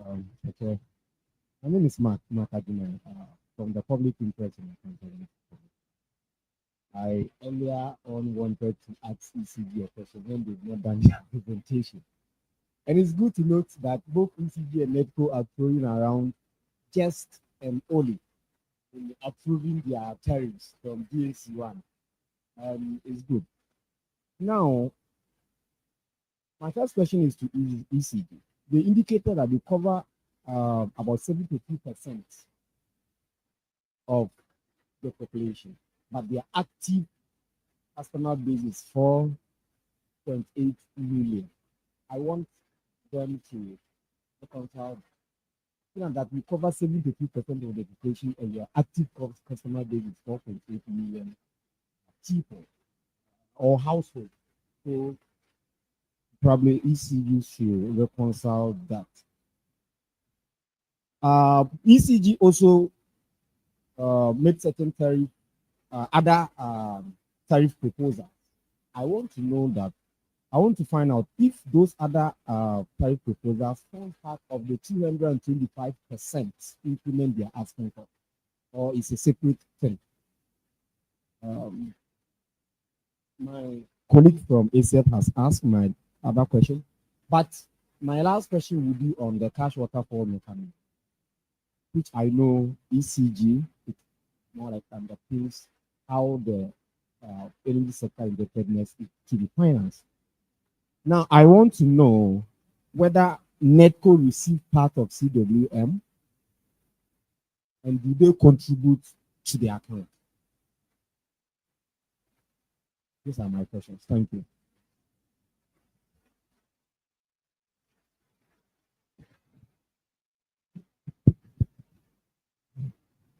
Right. My name is Mohammed Sani Osman, also with ASEP. I have one question for Netco. We saw that other discos give us a projection of how their reliability indices are performing and what they expect. We understand that Netco currently is doing the worst when it comes to reliability on both indicators. However, the presentation didn't really give us a projection of what the reliability indices are expected to be. And this is important because we need to know what the impact of the tariff that you are requesting for would do to your business. Because what will be your reliability position in 2030 or 2029, granted that you get the tariff that you are asking for. So that's my question for Medco. For ECG, okay, I think it's been asked, the 87% collection efficiency, even with documents that the regulator, some of the reviews that the regulator did last year, mentioned 42%. I can't refer to the particular document, but they are here. If it's a mistake, they can correct it. And even our own analysis from the data reveals that it's around something similar to that. So if that is your baseline for that 95% projection in 2029 to 2030, then it could be problematic. So maybe you need to provide more clarity, or maybe let us understand how you arrive by that 87%. Thank you.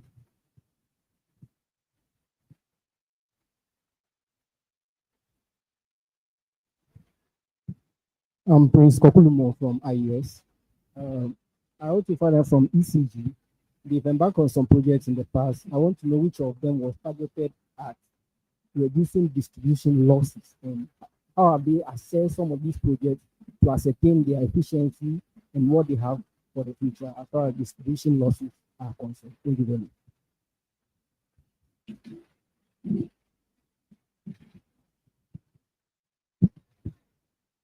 Thank you. My name is Dennis Asari. I work with the money. So my question goes to VRA. I know that some of the distribution companies are proposing that they take away the lifeline tariffs, and considering that your mini grid investment is basically targeting lifeline consumers, what then would be the business case for taking on the extra mini grids that the Ministry of Energy will be bringing on board? Then secondly, the capital investment that the utilities are proposing, we are aware that some of them they get sort of a blended financing. Some get concessionary financing, some do IGF or loans.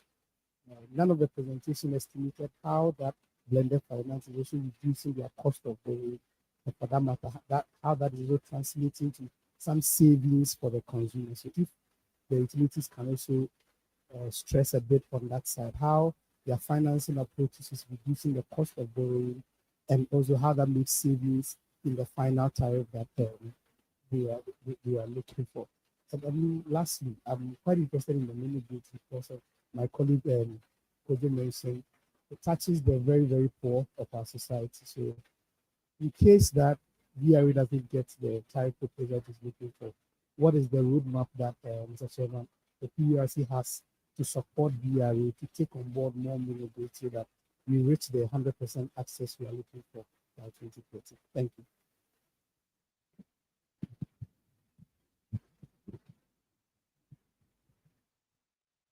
Thank you. So we first invite ECD to come respond to the questions that have been asked.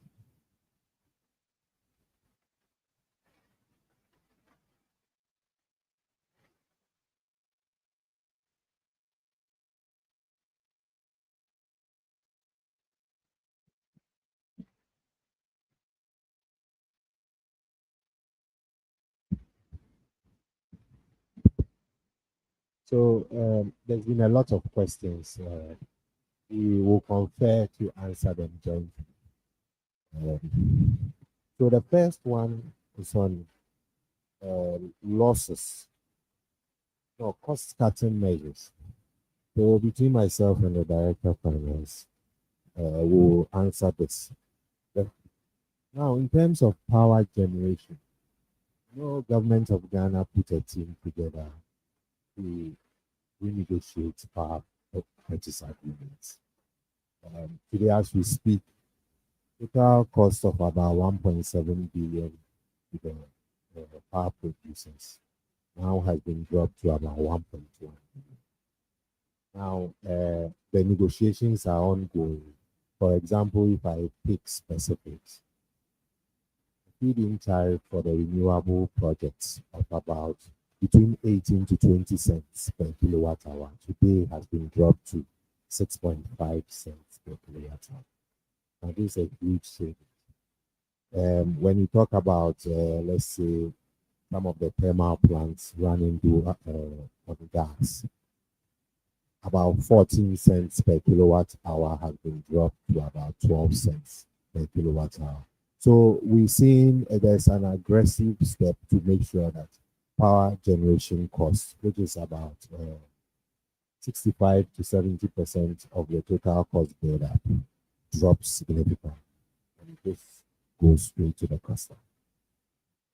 The next one is how much do okay, so internally also we've done quite a lot of inward-looking cost-cutting measures. For example, competitive tenders for the procurement of equipment, tools, and all that. We have streamlined our internal processes just to reduce or remove waste. So internal costs and all that that's related to electricity distribution are being dropped significantly. But the director of finance will give the specifics on that. Now, in terms of how much we owe GRIDCO, I'm not sure we want to be putting out numbers here. It's a bilateral relation, but we owe GRIDCO, and the nature of the distribution works such that you are always paying in arrears. So, for every standard utility, you are talking of about 3 months. So it's not like out of place, except for we note also from our brothers GRIDCO that payments have improved significantly. I think you should clap for us for this.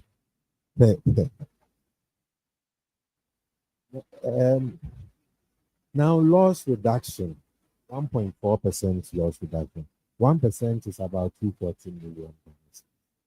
So it's part of the cost-cutting measures. Dealing with system losses is not an easy thing. We've gone through courts, we've gone through various targeted type of investments and all that.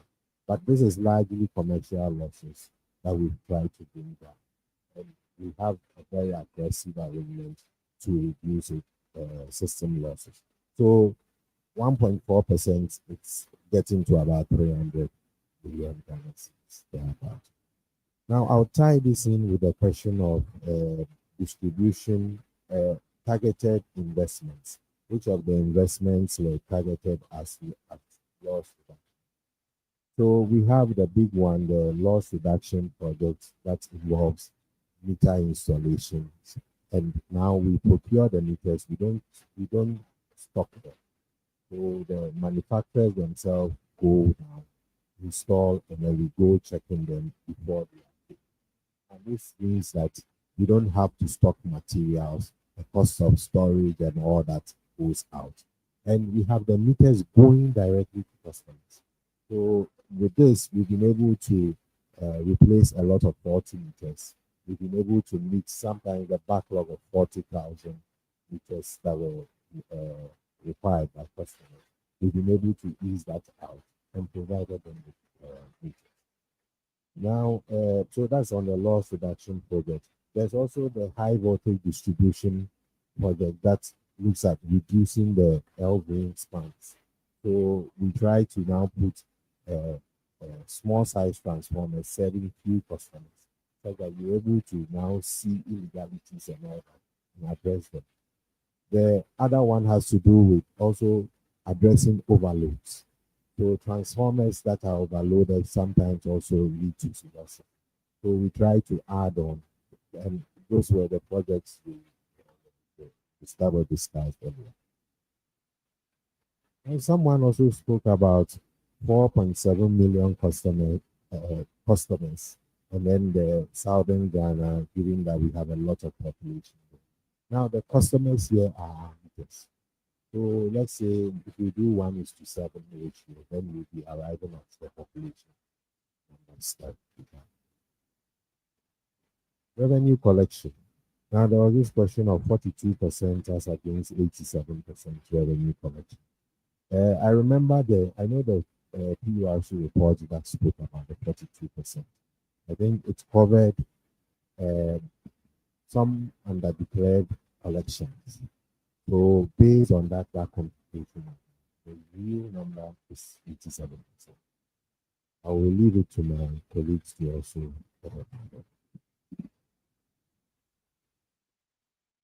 Okay, like my DMD said concerning the cost reduction measures, aside we going through the PAs, regards to our procurement, we've also added like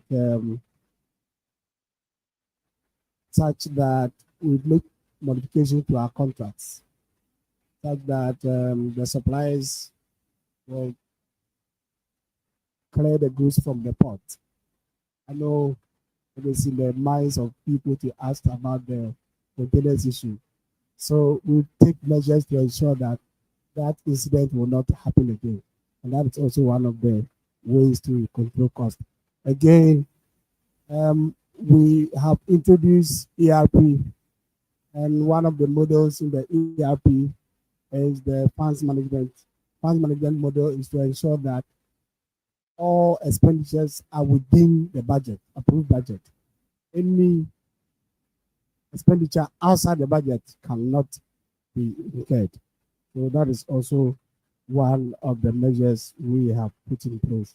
Again, management has signed performance contracts with our regional general managers and district managers, and the variables within the performance contracts include cost cutting, increased revenue, side B, side B. So these are all part of the measures to reduce cost. One also asks about the inclusion of NETCO in the CWM. I expect that PRC will answer this one, but once they said the questions should be directed to us, maybe I'll attempt to answer that. Currently, the revenue from NETCO are not part of what we declare to CWM.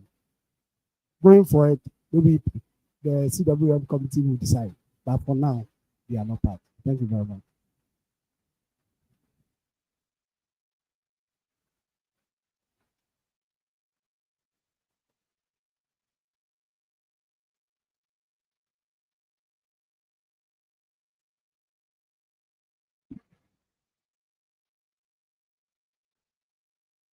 Thank you very much for those. So, yes, we'll go to BRA now.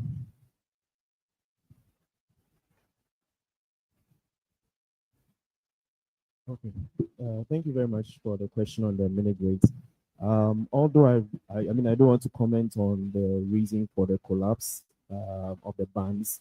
All I want to say is that the mini grids is a social intervention program, and increasing the tariffs in any way will not solve the problem. And so the government will still need to strategize, stakeholders need to strategize and still have some support for them. So that's what I'm saying. Thank you.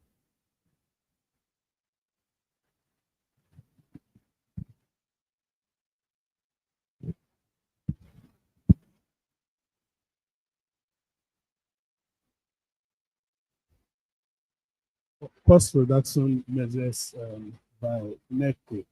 NETCO is in a peculiar situation that our total cost, 92% of our total cost is in respect of power purchase, transmission service charge, and staff cost, which means what is actually a little more flexible is 8% of our total cost. So to have any impact on our operations, we are targeting the three major cost elements. In this case, we've seen that the first two, which is power purchase and transmission service charge, which are able to reduce your distribution losses, then significantly you're reducing these two cost elements. So our proposal that we have submitted, a significant number of the projects that we seek to do are targeted at loss reduction, about over $300 million out of the 400 million seek to reduce our distribution losses. So that is a major thing that we are doing. But in the meantime, we are looking at other minor costs that we incur, which are still we think should be managed. These include the cost of printing our bills. We have started printing bills instead of one bill on the page. We started printing bills on two bills on one page, which means your A4 sheet, toner, and other related costs are likely to be reduced. We are also looking at e-billing, which we have gone through a procurement process about to implement an e-billing system, which eventually would even mean that you will reduce bill printing at all. It will be eliminated. Some other costs that are associated with the bill distribution by meter readers will also be eliminated once you are able to do the billing online.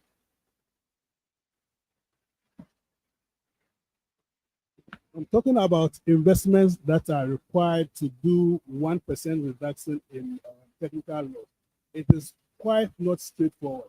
For each project, you assess its impact and see how much that project is going to impact on the losses, because the projects are different depending on where the project is located and the issues around it. If you look at our projects that we are seeking to do, each project we do that analysis. If it is a loss reduction project, we are able to determine on that line or in that area how much of the losses that are associated with that will be reduced when the project is implemented.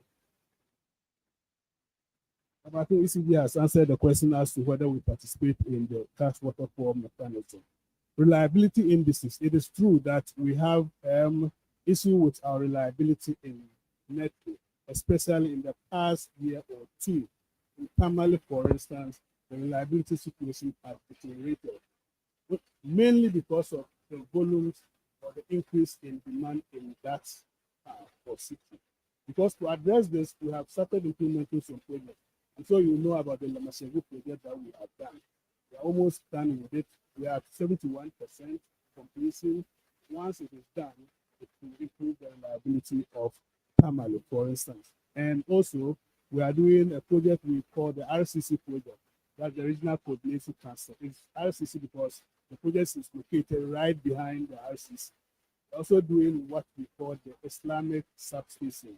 All these projects are mainly improve reliability in Tamale and the other surrounding areas. We know of the famous Eastern Corridor. We are working with people to improve the situation on the Eastern Corridor where we have serious challenges with reliability and capacity.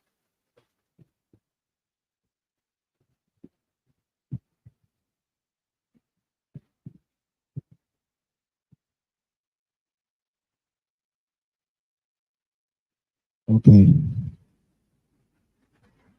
I think we understood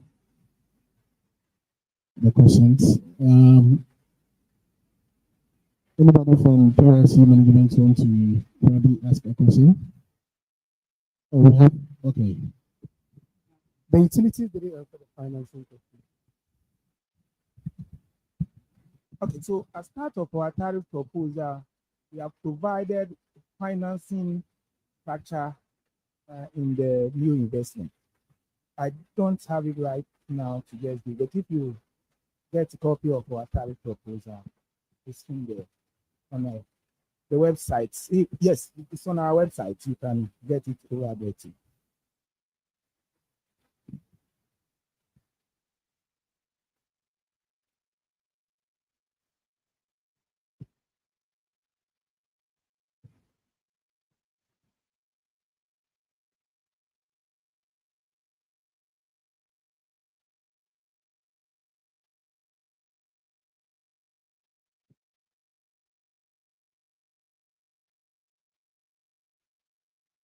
All right, so I can speak specifically to ECU. So for instance, in our short-term critical project, we have a $170 million of counterpart funding through the P4R. Now, this funding source has a 5-year moratorium.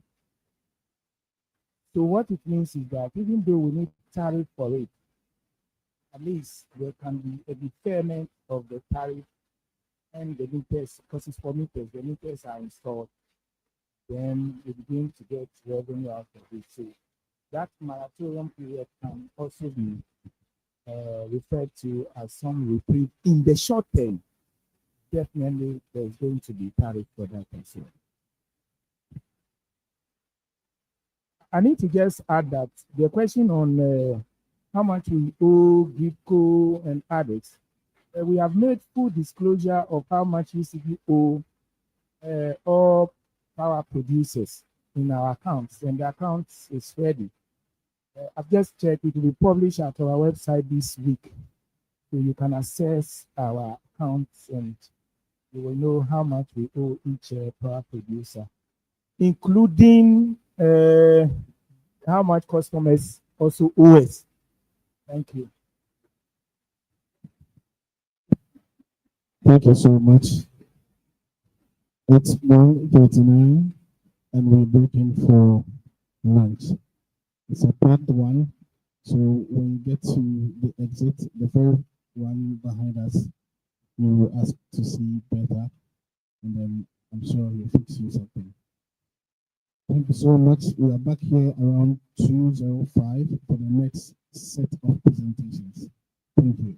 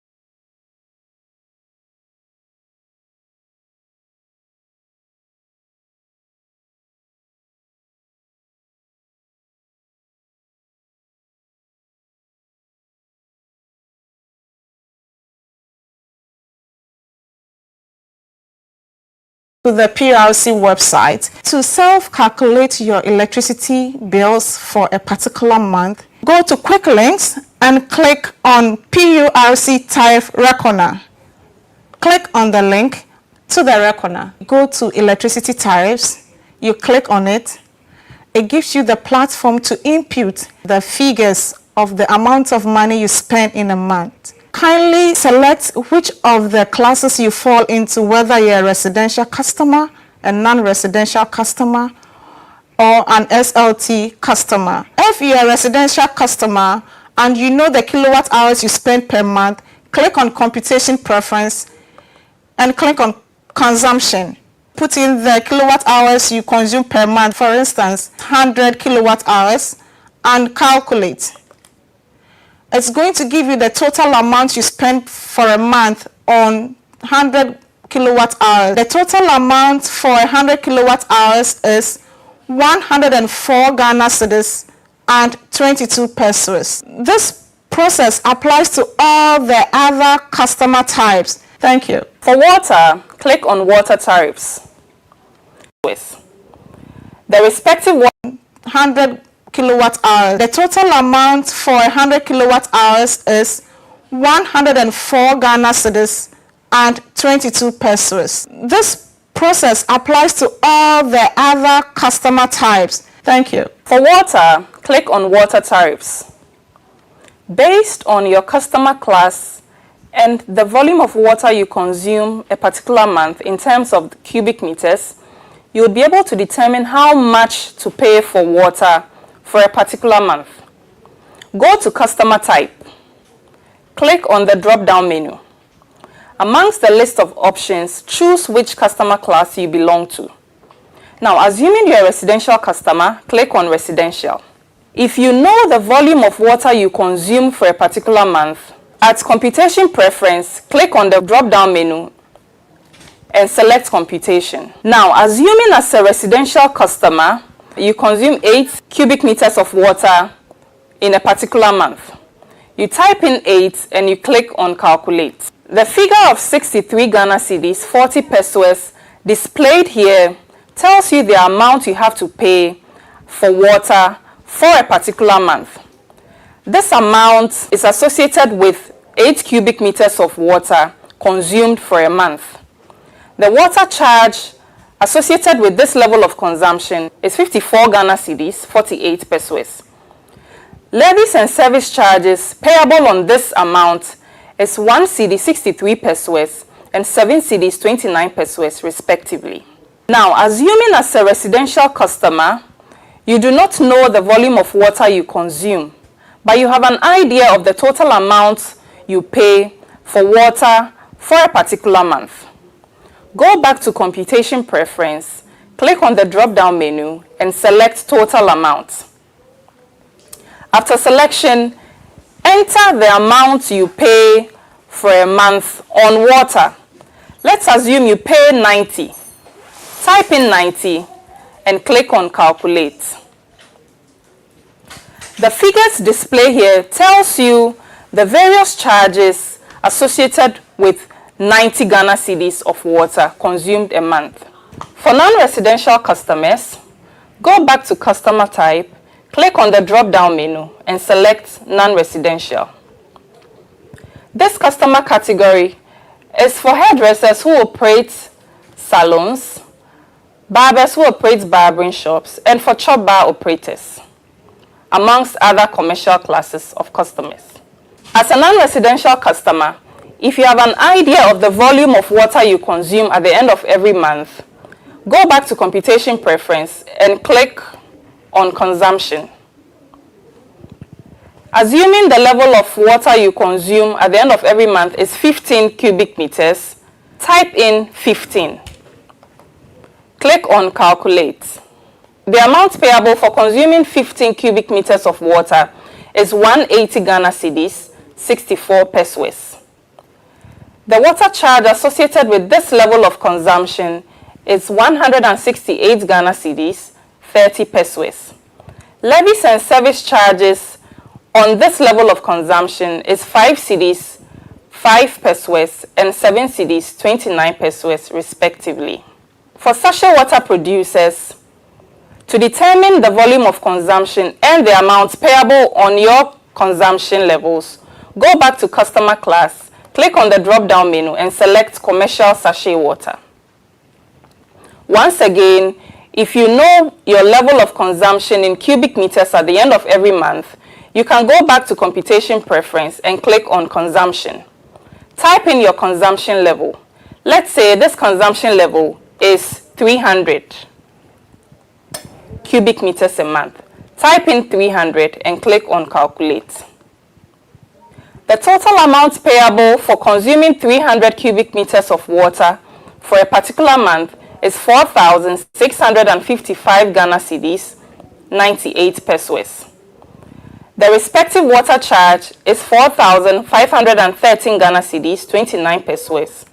Levies charged on this is 135 Ghana cedis, 40 pesos, while the service charge is 7 Ghana cedis, 29 pesos. This procedure applies to all other customer classes in determining the volume of water consumed in cubic meters or in determining the total amount to pay for consuming a certain volume of water. Thank you.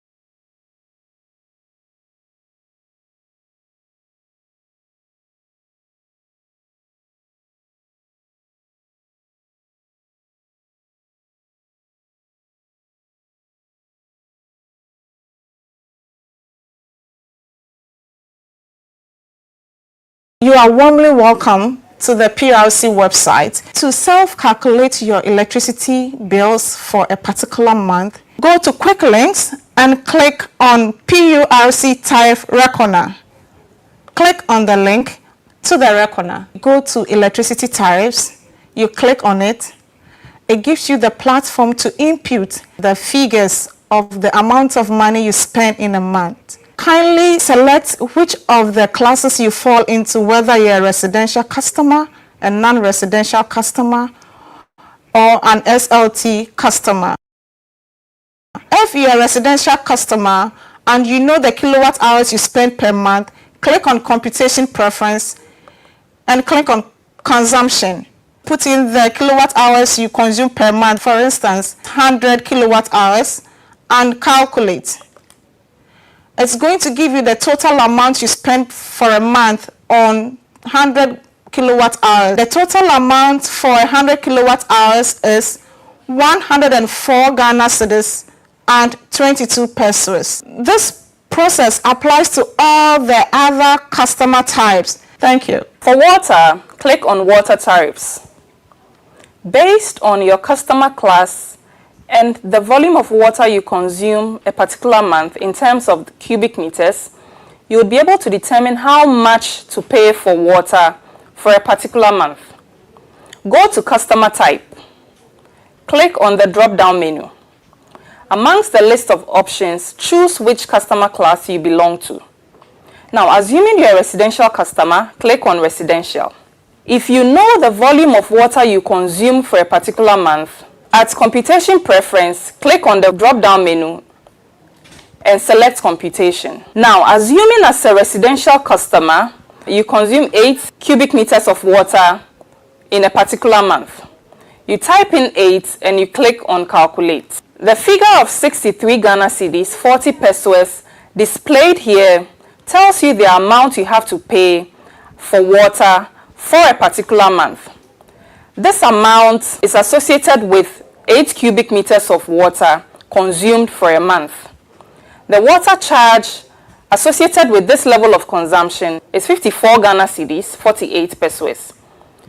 Levies and service charges payable on this amount is 1 cedi 63 pesos and 7 cedis 29 pesos respectively.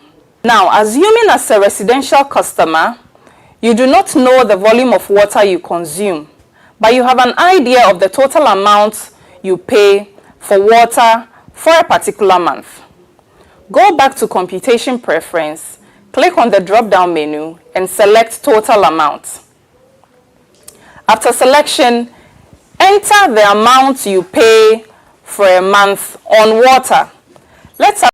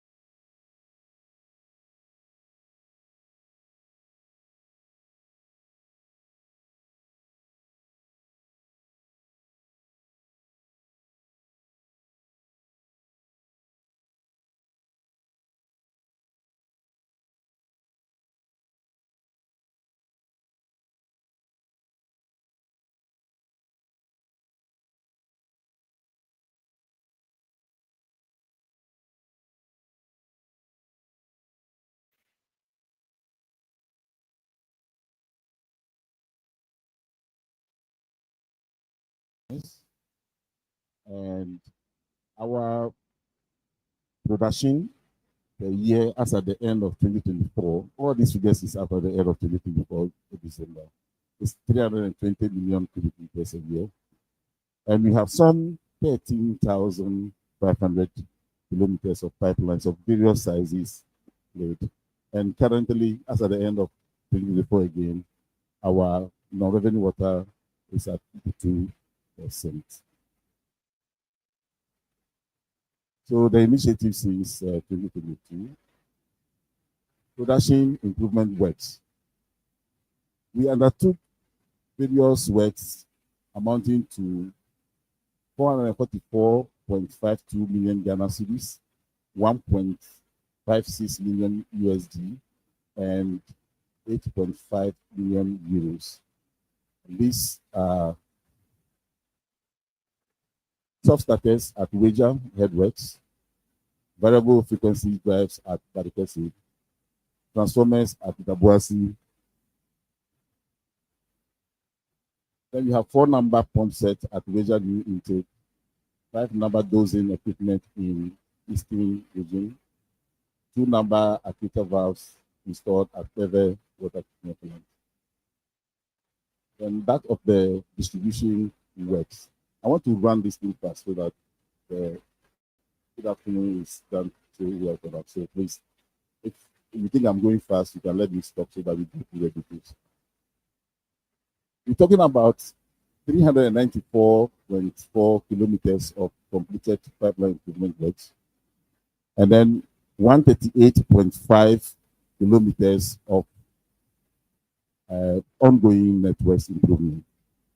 For the completed works, it amounts to about 82.25 million Ghana cedis, and that of the ongoing works is about 69.32 million Ghana cedis.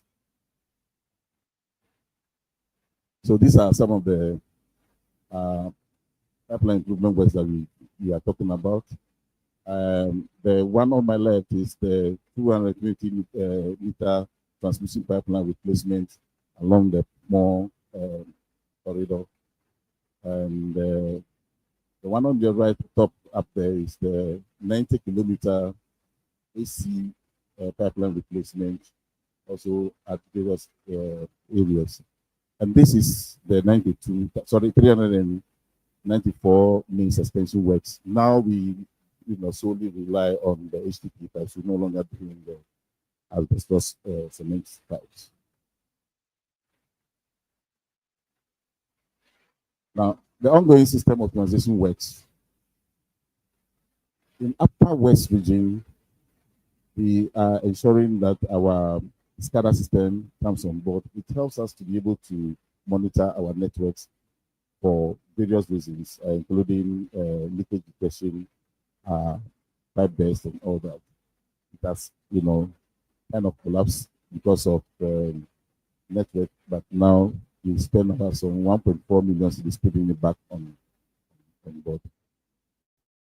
Have automation at the Peseve. Peseve is just a small plant, but it's able to help those from the Adan areas coming all the way to our areas to help them get water. And that costs about 0.93 million USD. Then we have a telemetry works that is under the GKMA, that is the Greater Kumasi Metropolitan Area Pipeline Improvement Works, which is also costing us some 10.42 million USD. That one is donor funded. That is one of the work that we were able to do in 2024, 2025.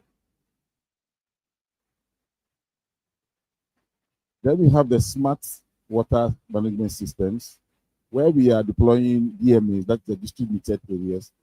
This helps us to be able to zone in into areas where water losses, so as to have remedial actions to them. So this DMAs actually helps us to couch smaller areas, meter them, and be able to tell input output of water in those areas and what we are able to sell, and that would help us to know whether we are having fiscal losses, and you can use that data to help reduce or carry out the legal works.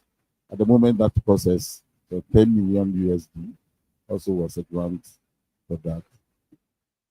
Performance-based contract for water losses reduction in Ghana. We are currently also doing this reduction of non-revenue water by 23 million gallons per day within the Greater Accra metropolitan area, through the creation of another DNAs in this area as well. That is, the earlier one is for the Kasua area, but this one is for the Accra East area. So that also is costing us 20 million USD, also donor funded. So in effect, since 2022, when we had the last tariff approved, 38 projects were planned, but we were able to complete 22, and ongoing is about 8. And of course, we have 8 unachieved. And their costs are the ones that we are lining up there. For the amount in CDs is 400.35 million. In USD is 1,788.76, and those in euros 1.39 million euros in total. So the rationale for our tariff proposal. Truth is that the day the tariff was given to us in 2022, that was the time the tariff was okay for us. Soon after that, everything that we know of has worked against the tariff, and it has become inadequate from maybe about some 2 months down the line. In as much as PRC tried to carry out the automatic tariff adjustment, we are not able to catch up with the expenditure resulting from the CD going through the roof and all other things that we know are helping to shoot our expenditure up. Then, of course, we now have the debt overhang on us, the unlending of the grants and the loans by the Ministry of Finance. We saw some of the projects that I said were donor funded or they were grant. But all these things now, Ministry of Finance is saying, Ghana Water, pay it. It's a loan to you. So we have to pay these monies. Then, of course, Madam is not here. I would have gone to just give a hug for telling us about what is happening with our water bodies, the pollution that is ongoing. Ladies and gentlemen, if you don't take care, one day we will not exist, because the only thing that is closer to us is not that somebody says water is life, but water is not life. It is potable water that is life. Polluted water is not life, it's death. Water with cyanide in it is not life, it's death. Water with mercury in it is not life, it's death. So if we allow some few people to do what they are doing and destroy our water bodies, we have no choice as Ghana Water Company, but we have to find a way of making sure that the water is potable. And that means more cost in producing the water. Please note at this point that ideally, Ghana Water Company would have been using just alum to produce as a coagulant.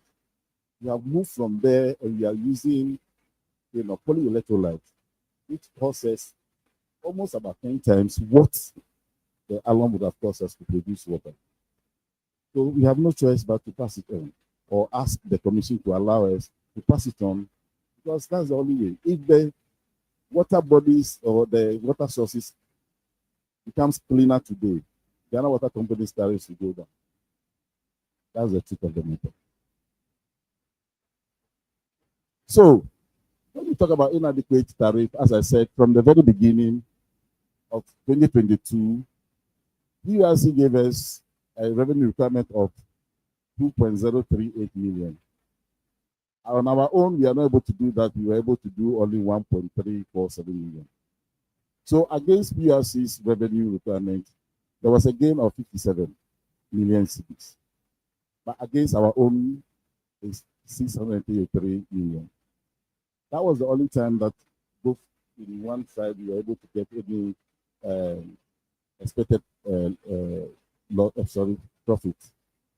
Now, when you go to 2023, if the 1 million PRC gave us, our costs are not able to match. They said 2.1, we were doing 2.176, a loss of what? 34, even on PRC's expectation. Then we get to 2024, 2.4, and we are getting a cost overrun to 2.6 million. So even on the basis of just PRC's own that they've given us, we are not able to match the cost. Why? Because of the things that I said earlier on about pollution of the water. It doesn't become only an issue of high chemical cost. Electricity consumption goes up as well because of that. So these are the problems that we face when we have a lot of when we have our water bodies polluted. High consumption of treatment chemicals, high frequency in water quality monitoring and management. Because then every now and then we have to check to be sure that the water quality is good. High siltation in the intake sumps. So every now and then our dams are being silted. Frequent wearing and replacement of electromechanical equipment. Of course, the pumps are not meant to be pumping sand. They are to pump water. If this is too sandy, then you can understand what is going on. High volumes of sludge generation. Of course, once we have a lot of water, we are pumping, sand we are pumping like water, then you notice that when you separate the clear water, you have a lot of sludge building up. High process loss due to frequent dislodging and backwashing. Of course, these are all going to affect our electricity consumption. So this is a nice, water body, courtesy Galamsey at Bronsa intake. This is what we are to produce for people in and around Bronsa to do. That is, if it is good like this, then please, that is why we are asking for the tariff increment. Now, what do we intend doing with the tariff apart from what I've said? We intend to put up 24 number plant laboratories. As a result of all the things that are happening, our labs, we need to equip them with a better equipment that can detect things, including issues of the galamsey and then the mercuries and all the other things that are being introduced into the water bodies now. We need to equip our laboratories in order to be able to do that. Otherwise, we may be pumping what we don't know to do. Construction of one number water quality laboratory at Western region. Remember where the galamsey is becoming too much an issue is Western region. I'm not saying it's the headquarters, please. But for the short term, we think that we have to get the lab over there upgraded into a better one to do the job well. Otherwise, we don't know what we'll be pumping to do. Production improvement works nationwide, mains extension nationwide, pipeline replacement nationwide, construction of 3 number customer service centers in Volta, Northern and Western regions, dredging of Barikesi Dam, construction of water treatment plant and pipeline at Damango. It's one of the regions that we are not in, even though we are supposed to be there. And so we need to get the treatment plant over there. Customer smart meters and a 6 number district metered areas in Accra West region. So, how much will be all these plan activities cost us? So with the water quality laboratory that we talked about, that is 128 million Ghana cedis. The laboratory for water quality monitoring will cost us 27.25 million Ghana cedis. The production improvement works will cost us 68.33 million Ghana cedis and 26.38 million USD and 1.78 million USD. The main suspension, which is going to be 217.16 kilometers, will cost us 85.63 million Ghana cedis. The pipeline replacement of those AC lines we talked about, we want to do 202 kilometers of them, and that's going to cost us 105.5 million Ghana cedis. Customer service centers, the three I spoke about, 10.8 million Ghana cedis. Dredging of Barikese is being estimated at 21.72 USD. That is how expensive it is if you want to be removing debris caused by galamsey in dams like Barikese. Construction of water treatment plant and pipeline is estimated at 70 million USD. Customer smart meters is estimated at 33.05 million euros, and the DMAs 10.2 million USD. Altogether, we are talking about 25 million Ghana cedis, 128 million dollars, and 34.83 million euros. So we are asking for tariff adjustment. Before you ask me, it is 280%. Now, let's look at it this way. Currently, the domestic tariff that we are looking at is from Ghana Water is 5.28 for the lifetime and about 9.3 for above lifetime. If you do the mathematics in town today, if you are going to buy sachet of water, you've been buying, all of us have been buying it. 20 of that sachet, 2,000 of that sachet is equivalent to 1 cubic meter. That is 1 unit on our calculation. You get it at 1,000 cedis. Do the mathematics. The same thing, if it is bottled water, you get it at what? 6,000 cedis.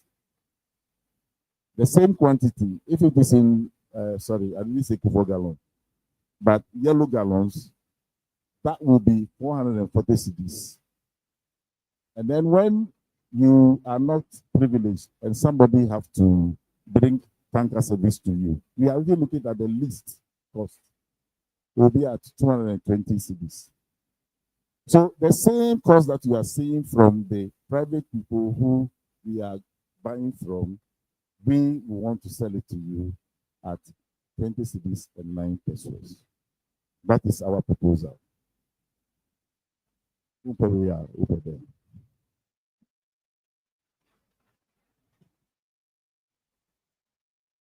Now, so this is our revenue requirement. So for 2025, let me just go straight to the bottom line. We are asking for 47, an average tariff of 47 cedis, 44 pesos.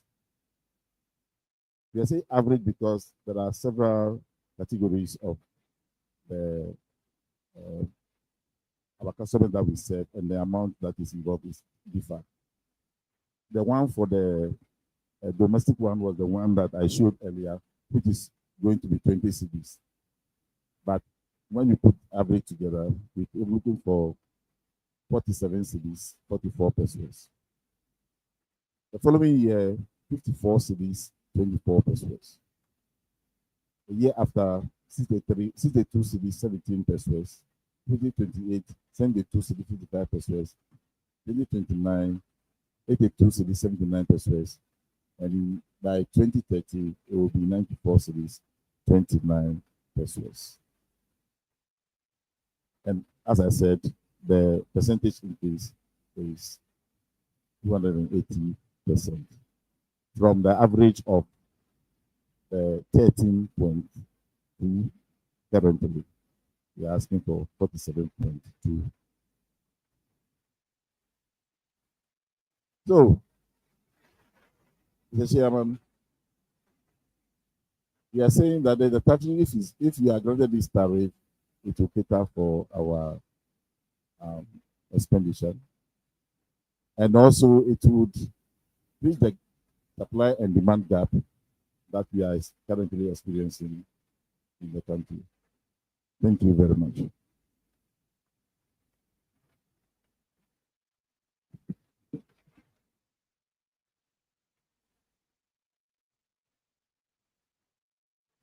Thank you very much, sir. We will take the next presentation. And to do us the honors, we invite Ghana Gas to be with us. Let's welcome Ghana Gas if they are here.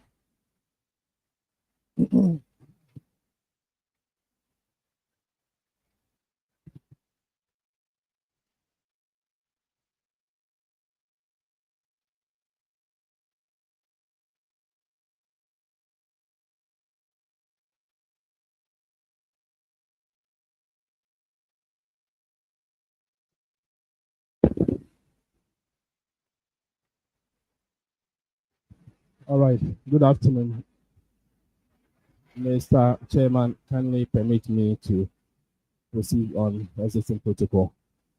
Before I go into our presentation, I would like to introduce the Ghana Gas team here. Management of Ghana Gas has empowered the team here to do a presentation regarding our proposed tariff for the major tariff period 2026-2030. So I have with me the General Manager for Commercial Operations, Mr. Stephen Yomo. I also have with me Acting General Manager for Engineering and Maintenance, Masio Kali.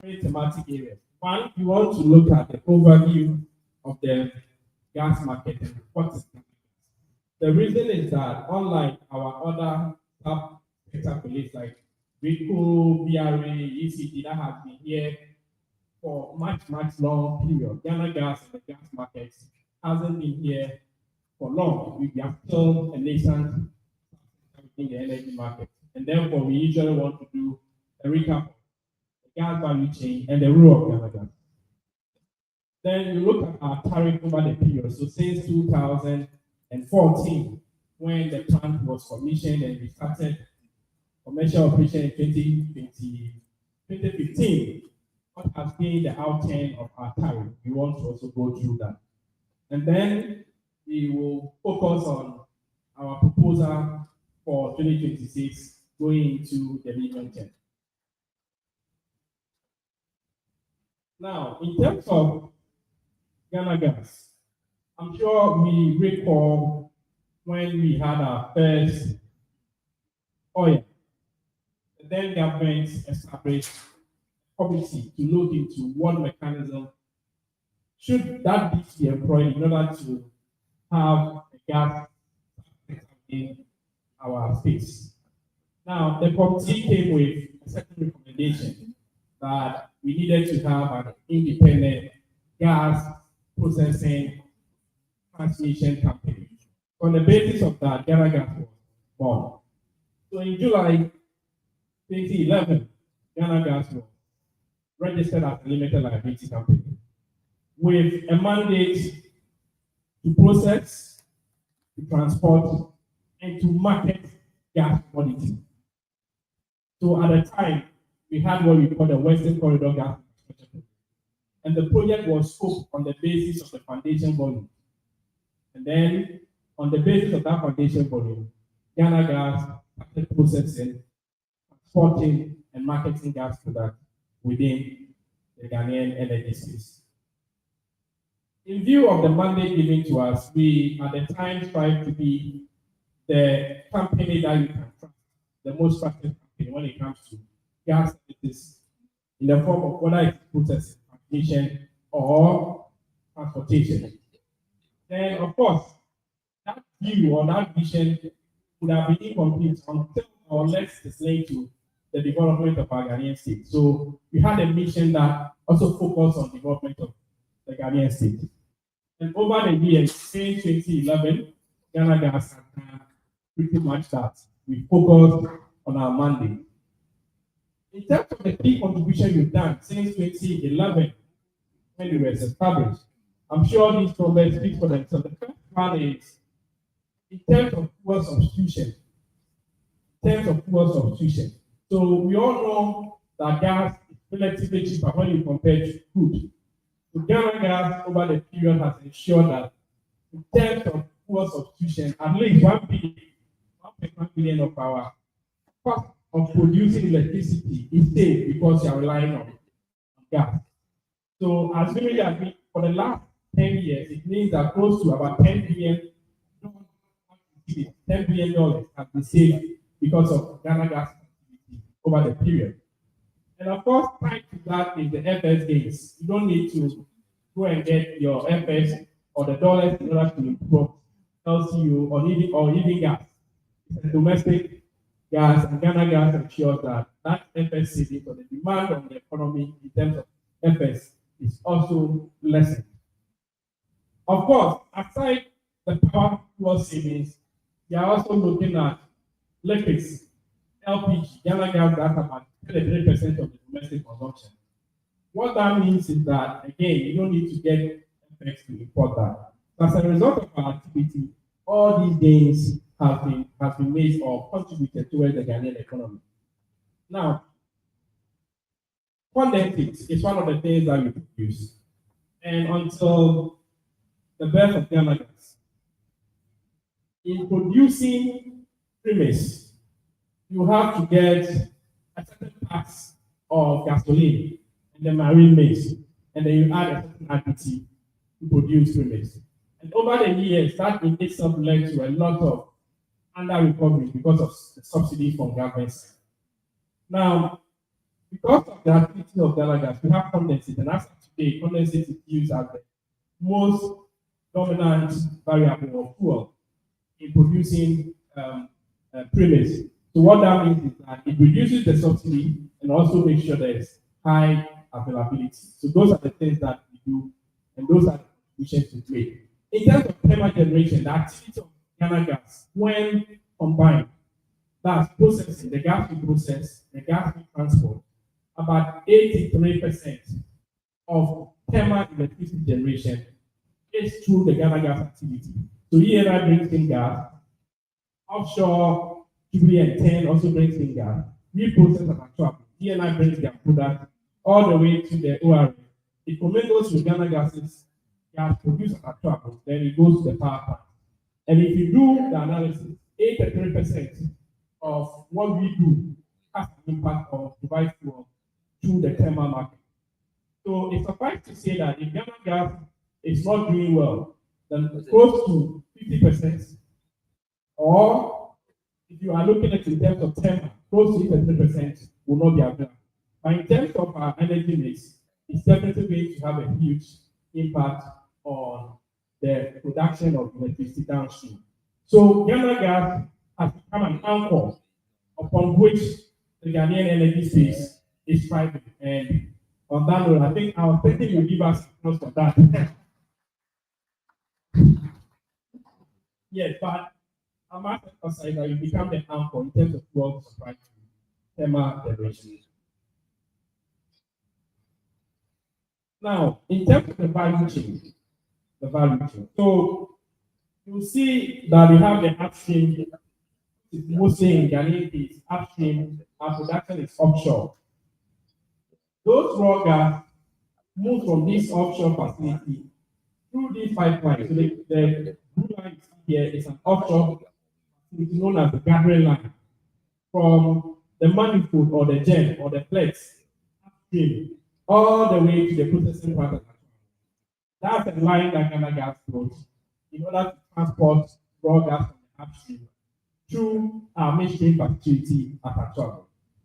Now, the Atuabo facility has a capacity of 150 million scf per day. 150 million scf per day. The plan is that we need to have a second GPP. So the dotted line you see around next to the GPP here is a proposed second GPP we need to do. And the expectation is that once Ghana Gas invests into this GPP, you'll be able to process more upstream raw gas for the Ghanaian market. Now, we also intended to do a pipeline from the GPP at Atuabo to Cote d'Ivoire. So at the time this project was conceived, Cote d'Ivoire needed gas badly from the neighbors Ghana. So Ghana Gas was nominated by the Ministry of Energy at the time to go into a partnership with Cote d'Ivoire in order to do this pipeline. But what it is now is that Cote d'Ivoire also has some significant discovery of raw gas now. So the intention is to make sure this pipeline is bi-directional. So in case there's a need to do a reverse flow to Ghana or flow to Cote d'Ivoire, then we will be able to do that. So it's one of the projects that we intend to do. Now, once the gas gets to our Atuabo and we process, it moves from the Atuabo station all the way to the ORF.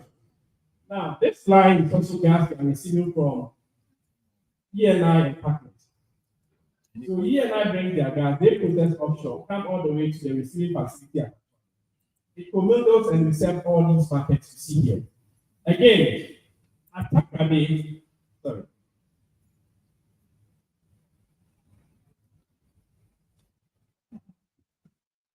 So at Takade, we have what we call the reverse flow. That takes gas from the west all the way to the east. But the intention of management is that we will do an onshore pipeline from Takade all the way to Tema. And this project, when it is done, will be a game changer. The market survey we've done is that from Takade all the way to Tema, there are several industries along the pipeline right of way. There are several major demand centers along the pipeline right of way. So the intention is that once this investment is done, from all the way to through the central region, all the way to part of the eastern region before it lands at Tema, Ghana Gas through this investment to be able to open that corridor for more investments. And I must say, until Ghana Gas came in, none of our industry were using gas for other as a feedstock or for power generation purposes. So what that means is that once you do this investment, you'll be opening up this corridor to more industry, and it's something that Ghana Gas is committed to do. Now, when you send gas and you push gas through the reverse flow, it goes all the way to Tema. And these are some of the off-takers within the chain. Most of them, mostly, they are thermal generation plants within that country. So these are some of the projects that Ghana Gas will be asking the support of the PURC and support of the society group in order to invest for the good of the Ghanaian people. Now, in terms of tariffs over the years, we wanted to show over the years what has been the path in terms of tariff growth. The blue line you see here is the end user tariff, what we call the delivery tariff. Now, we have that terminal as the workup because we have several sources of gas. So, the blue bar line you see here, you can simply say is a workup. In 2014, when we started, there wasn't any workup. So, the Ghana Gas tariff was 8.842 thereof, 2014. With time, the tariff has reduced from the 8.8. So I must say, out of the 8.8, Ghana Gas share in terms of infrastructure cost or cost of service was 5.2. So what that means is that in 2014, we had two components, the infrastructure recovery part and then the commodity. Recall that the foundation volume was free to Ghana, but for Ghana gas it wasn't free. The tariff mechanism ensured that we paid at least 2.90 per MMBTU for that raw gas that you're receiving from the upstream party. So if you read Purc reports, you will notice that Purc will say Ghana gas owes DMPC to a certain amount. Those debts was on the basis that Ghana gas was mandated to pay for the commodity, the raw gas commodity. But given the systemic down payment rates, all those monies were not paid. So at the end of the day, the 8.8 that Ghana gas was supposed to receive, in order to pay 2.9 to the upstream parties, GMPC and government in particular, we were unable to pay because those money at the point were ring fenced by government. But to the specific tariff Ghana gas, you notice that from 5.2, it has been moving, it stayed for 4 years, that's from 2014 all the way to 2017. After 2017, it dropped. Then the major one happened in 2019, where our tariff moved from 5.2 to about 1.1. The reason for that was that government made a decision that all the assets, the CDB assets, even including some non-CDB assets, they were going to zero the capital recovery. So government did not give the authorization for those assets to be recovered at that point. So what that happened is that the capital recovery base was zeroed. So all that Ghana gas got was for our operational expenditure and other SG&A. Since that decision was made, we've remained relatively on this low time. And you notice that whilst the WACC of keeps hovering around $7 and above, ours from all that 7.80 is just about $1. And that's what Ghana gas has managing since 2019. Now, since the last major tariff review, which was done in 2020, Ghana gas has undertaken some key investment to ensure operational reliability and asset integrity. So what happens is that the tariff, as we all know, is based on a certain investment you make. Like I said, those investments were zeroed out. So we're only taking our operational and maintenance costs and then SG&A. But because Ghana gas was minded to ensure that we remain a potent operator, these investments, even though the PURC has not given tariff or did not give tariff, we undertook these investments in some instances by working with local banks, in some instances by making sure we do a pre-financial arrangement with our off-takers in order to expand our infrastructure network. Key among them is the HIPS. So this one, gas operates on pressure. Now, you don't want a situation where you don't have an automated system where the pressure goes up to a certain threshold that can be risky to environment or the citizen or even to our workers. So you will invest in some of this instrumentation to make sure that the system will trigger a certain response automatically. So that investment was paid. Aside from that, we needed to expand our pipeline from the Takari distribution station to Nyamiko.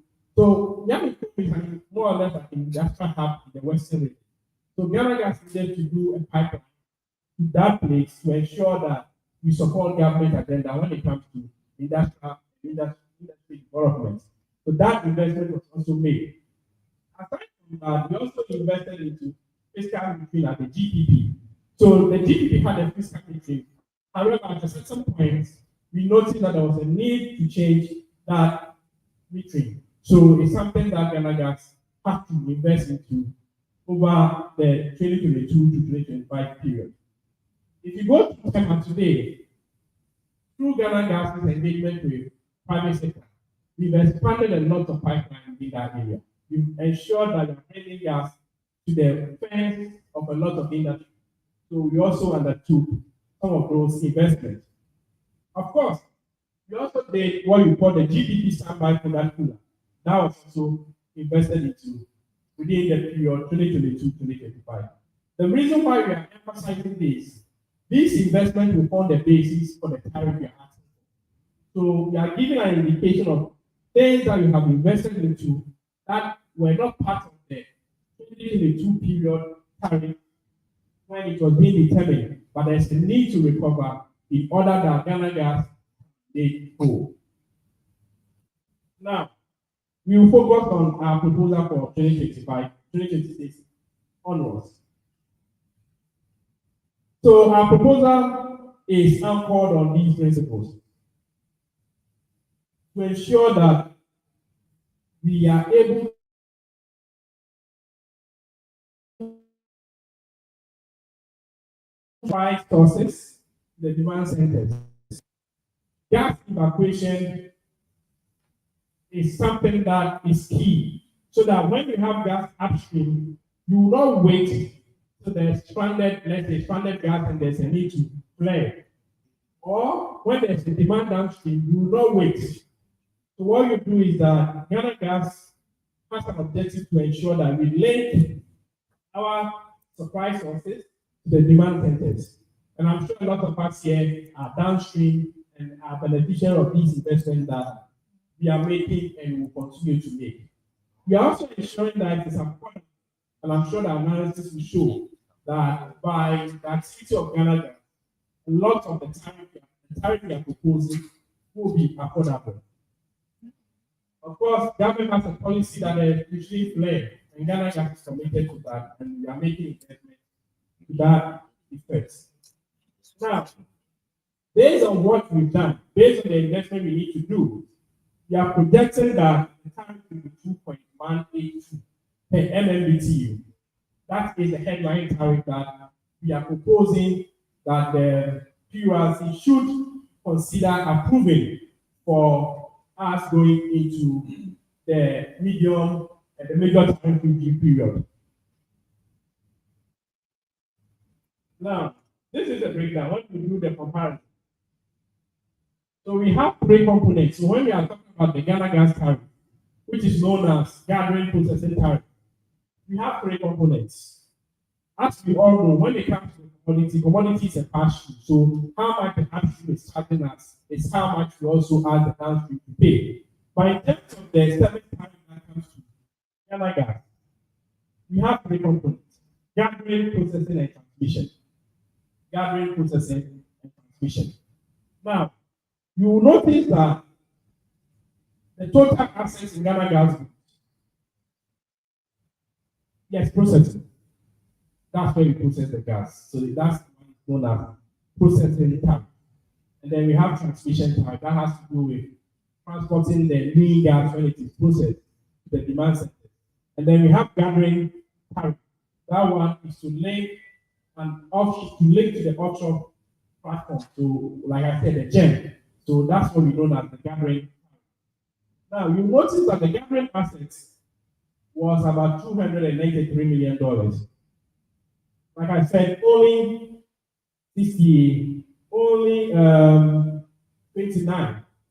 was approved. The basis are those that I mentioned earlier. One has to do with the more the assets stay, the more it reduces in terms of once we are recovering the capital, and then it becomes a bit cheaper.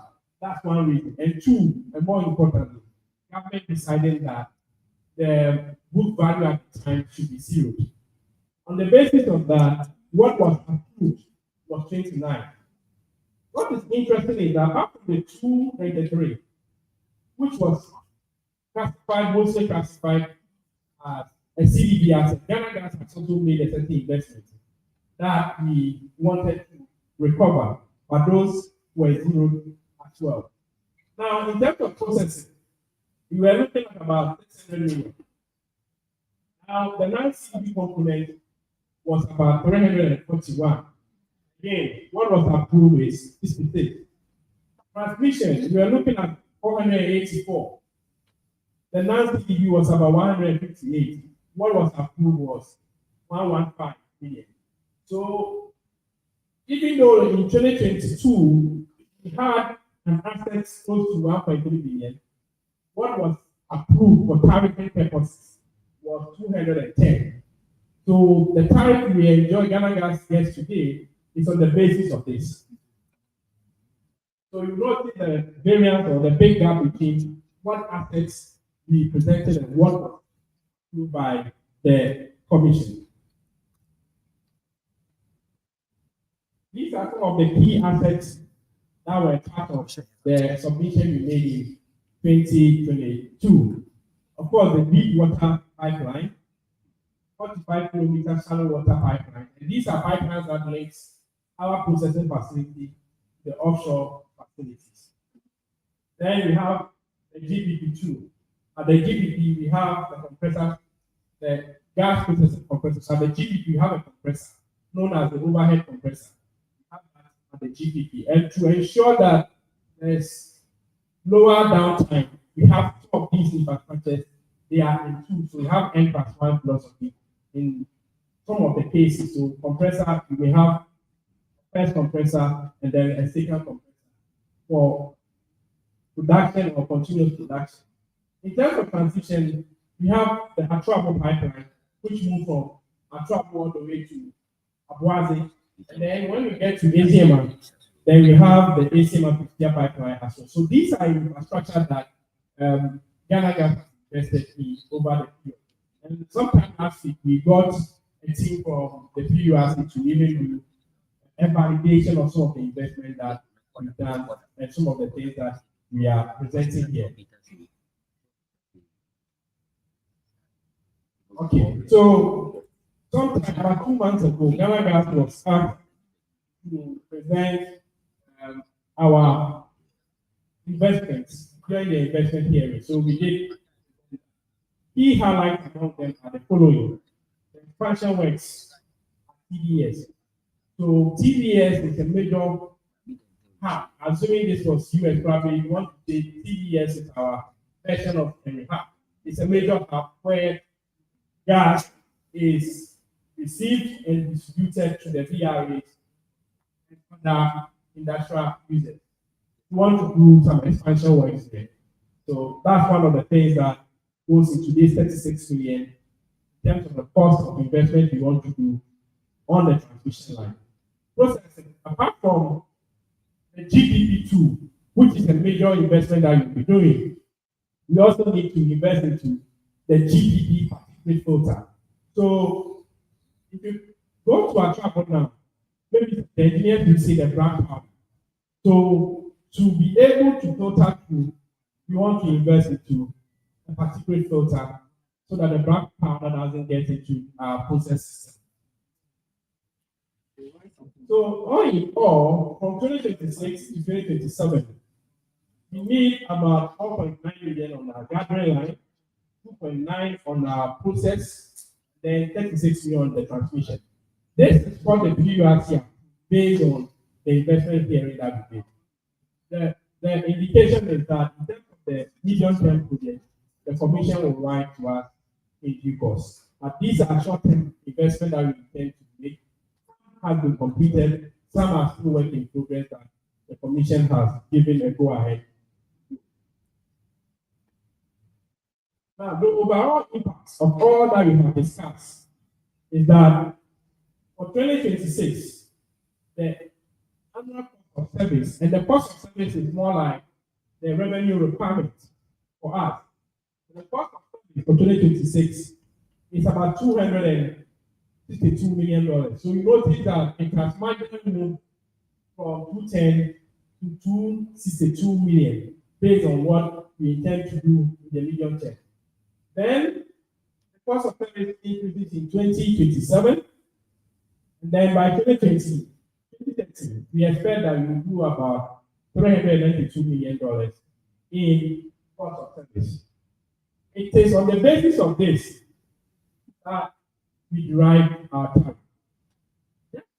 show how it's moving. You'll notice that in terms of growth, our graph shows that. Thank you. So in terms of growth, you'll notice that there's a natural growth for most of the variables that form part of the cost of service. Expenses like SG&A form part of it. And if you look at the graph, the natural growth is not steep as probably you expect from a public utility. It is really on a natural growth path. Now here, you notice that you have this line here, the yellow line.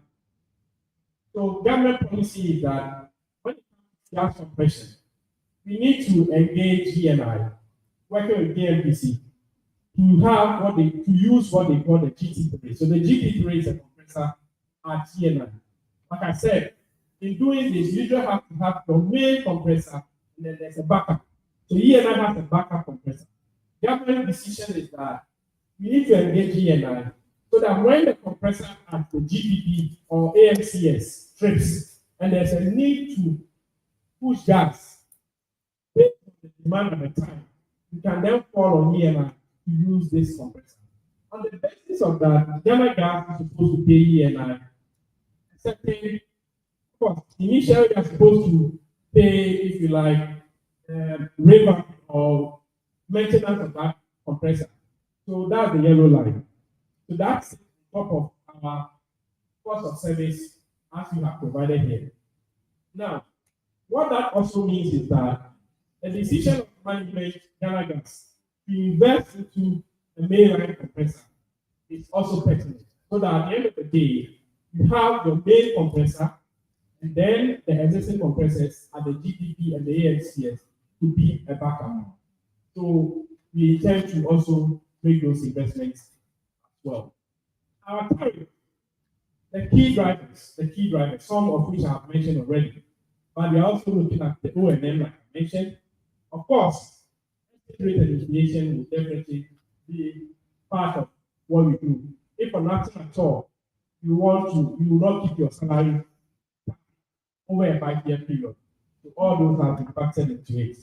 And then you ensure that in line with PURC's guidelines, our rate of return is not outrageous. So you notice that the WACC is around 14.13, which is fairly lower compared to what we really get on the markets when you are doing some of these investments. Now, this is what we propose. So we said our tariff will be 2.184. We want to do a certain comparison. So if you check, in terms of the gathering tariff, now it is 0.11, but it's going to reduce to 0.0. So in terms of the gathering tariff, there is a reduction. Why? The expectation is that there will be more flows on the gathering line. The relationship between the cost of service and the flow is inverse. So when there are more flow, given a static cost or a relatively lower growth in cost, then your tariff comes down. So you notice that the gathering line, the tariff is coming down. In the case of the processing, it is moving from 87 cents to about $0.84. So that's what we have proposed to the Commission for their consideration. Then transmission is also moving from 72 cents to about 1.3 or $1.29. So if you look at it in terms of the comparison, in some components, our tariffs are coming down. Other components, they are going up. The overall effect is that if you compare the current tariff, which is 1.18, it's going to increase to 2.182, and then we expect it to grow. Now, what you see here is that we expect to make heavy investments around this period. We expect to make heavy investments around this period. And that's what is explaining why the tariff are growing from 2020 all the way to 2030. What is exciting is that given the investment you are making, if you get more flows And our wishes are that the upstream guys or upstream companies keep to upstream activity and make sure once you're getting more flows, the time will actually go down. Because more flows mean that lower tariff.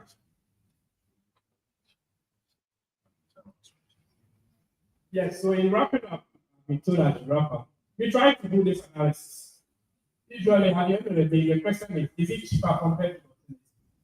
And these are the answers we get. Gathering, assuming you are doing a crude equivalent, and remember, if you're not doing gas, you're going to do crude, LCO. So if you're doing crude, these are the numbers you're going to get. All in all, you're saying that though the time is expected to increase from the current margins or the current levels, the expectation is that it will enable Ghana Gas to provide a better service, to enable Ghana Gas to meet our cost requirements, it will enable Ghana Gas to invest, and then at the end of the day, is a downstream that benefits. Thank you. Thank you very much, Mr. Gas. Chairman?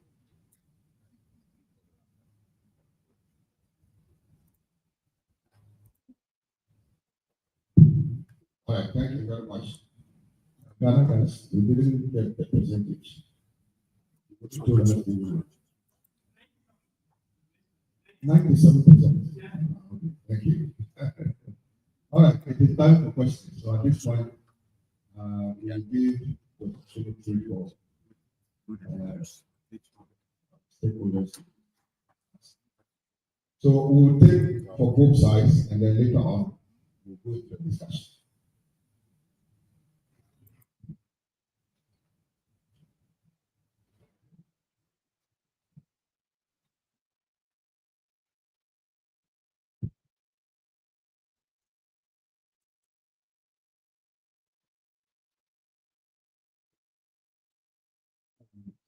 It's Mohammed Osman again from ASEC.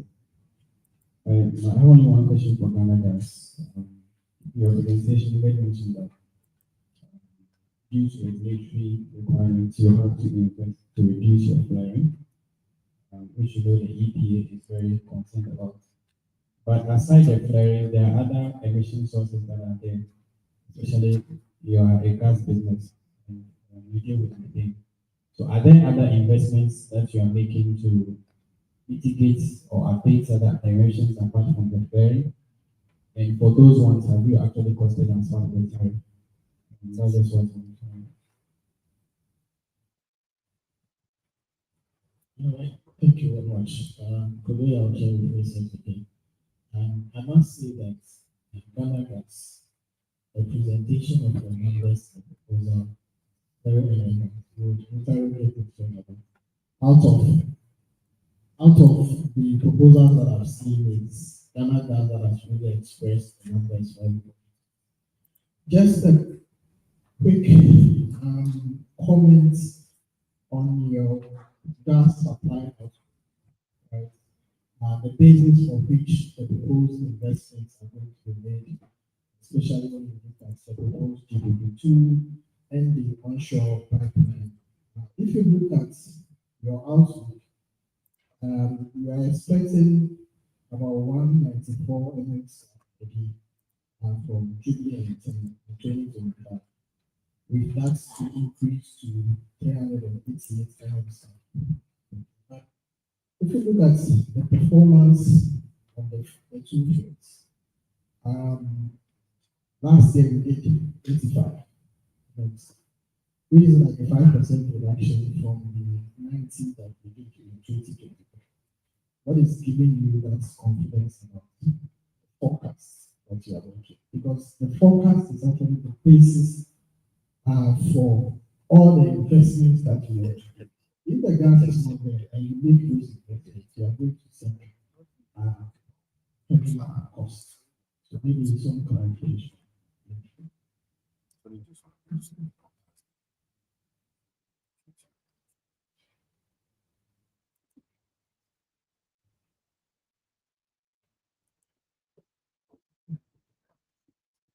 Yes, so let's get to Ghana Gas for a response.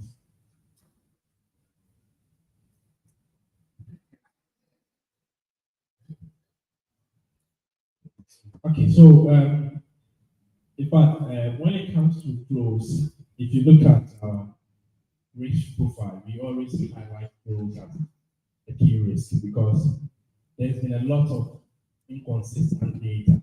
I must be honest. There are the instances that we have even projected on the information we get from the upstream that we'll be able to do 300 million stuff when greater Jubilee and the rest. There are instances that we even get more.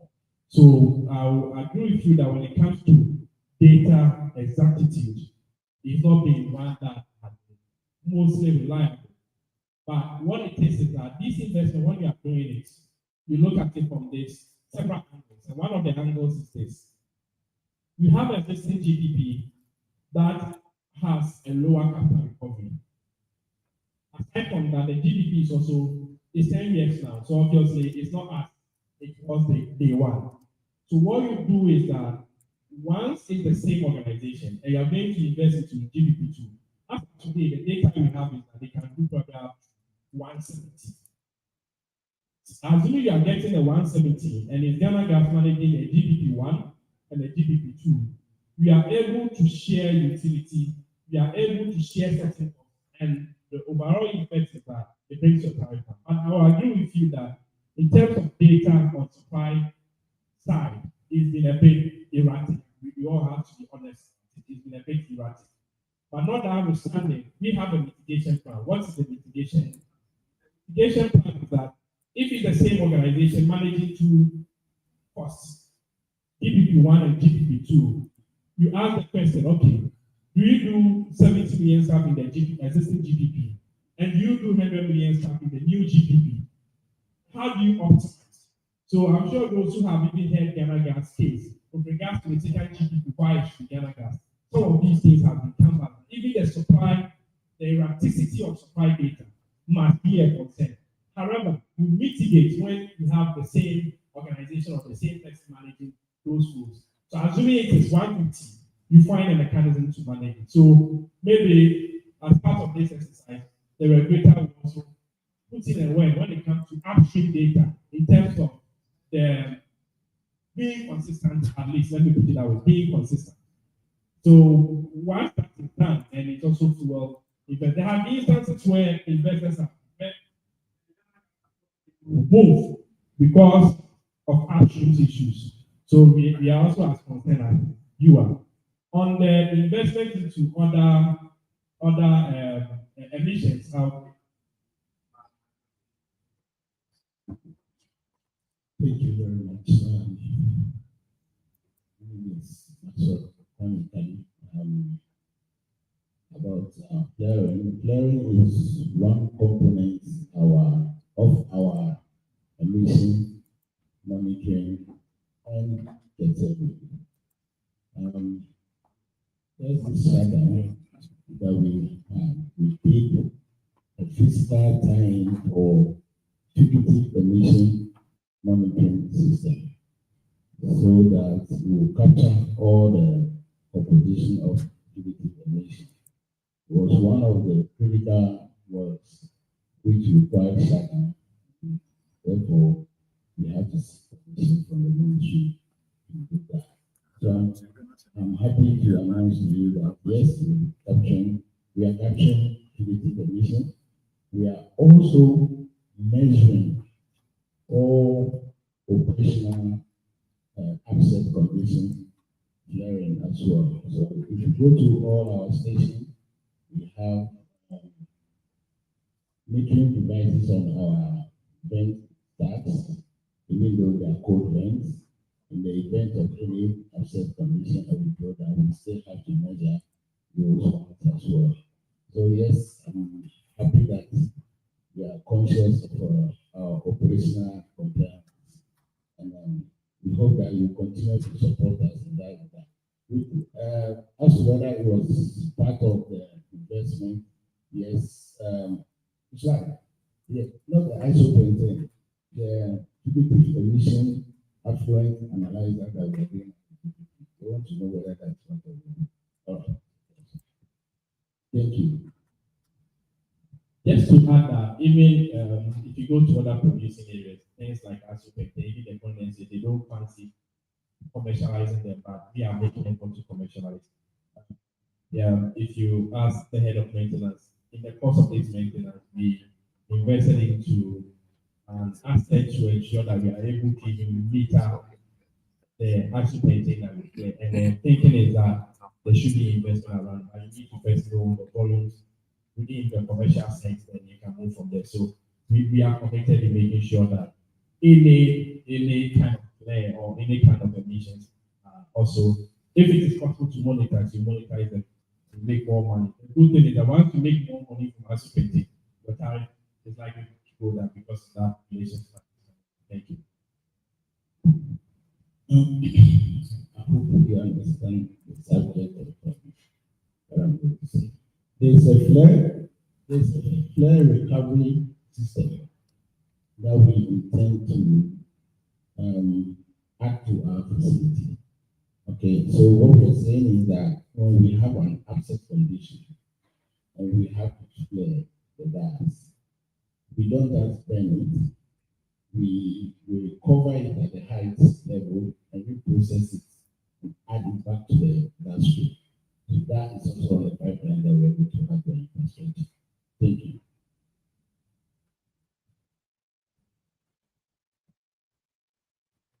Thank you very much. My question goes to Ghana Water Company. Please, your name and my name is Dennis. I work with the bank. So we know that historically the Ministry of Finance typically online with the Ghana Water Company.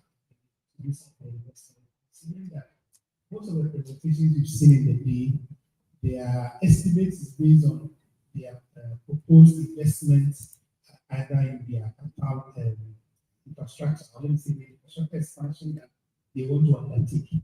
But in most of the presentations, they don't show us the financing, the different risks, the savings, and why they arrive. So in the case of Ghana Water Company, the presenter mentioned that there are two main sources: the online lending from the Ministry of Finance and also grants. However, I don't know if I got it right. He mentioned that now even grants, they are going to consider them as loans. I don't know if I got it right. So I would be happy if you can also share a bit of light on how much they pay on those capital that they contract with you or from the Ministry of Finance, as well as the ones that they get from donor partners that is now going to be considered as debt, so that we will be able to understand whether the time adjustment we are looking for is reflective of the interest rate compared to if they have borrowed on the market, so that we'll be able to understand that, considering that they may not be paying market rate interest rate, are those kind of adjustments reflective of the on-lending engagement that we have with the Ministry of Finance? If we're able to understand that the interest rate is relatively lower compared to what others are doing, then can we also make proposals towards the other reducing the time that they are proposing, or even seeking more adjustments? Do you share a bit more light on the financing agreement and how that impacts the financial program?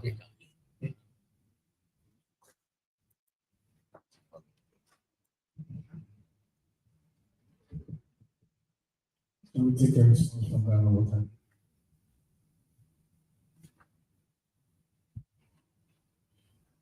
Okay, so if I understand the question, you were asking how much the cost of the online loan to Ghana Water from the Ministry of Finance. Is that correct?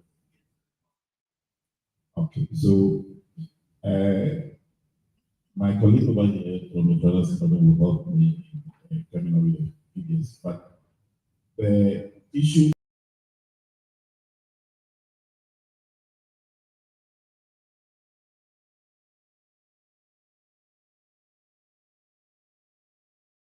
that comes involved, we do not normally have that project finance cost to our proposal, because it comes from government.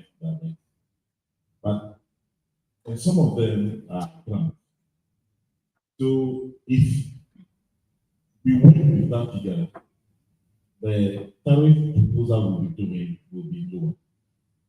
If Ministry of Finance is saying, well, we want you to pay for this as a loan, no matter how small even the interest rate is going to be, it's a cost.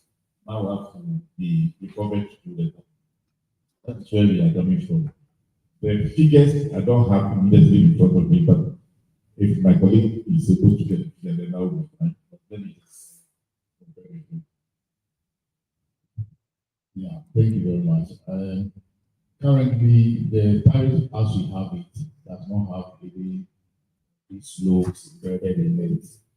So more or less, we are funding this. We're supposed to fund the loan from our own sources. So as we speak, we are not paying the loans.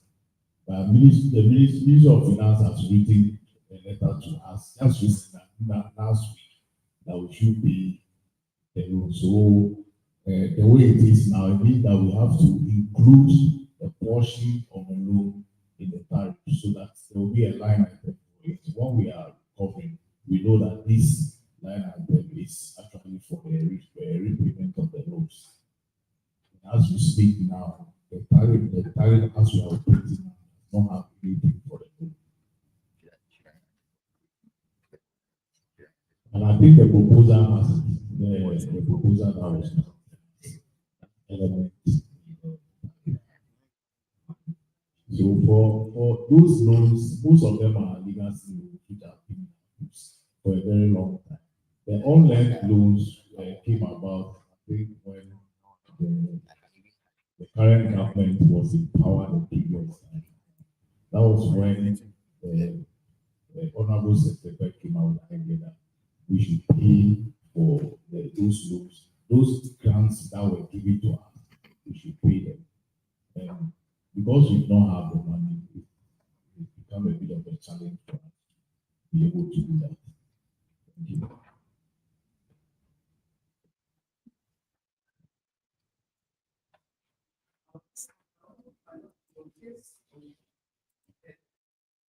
The recent directive to include the loans, if you include a line item in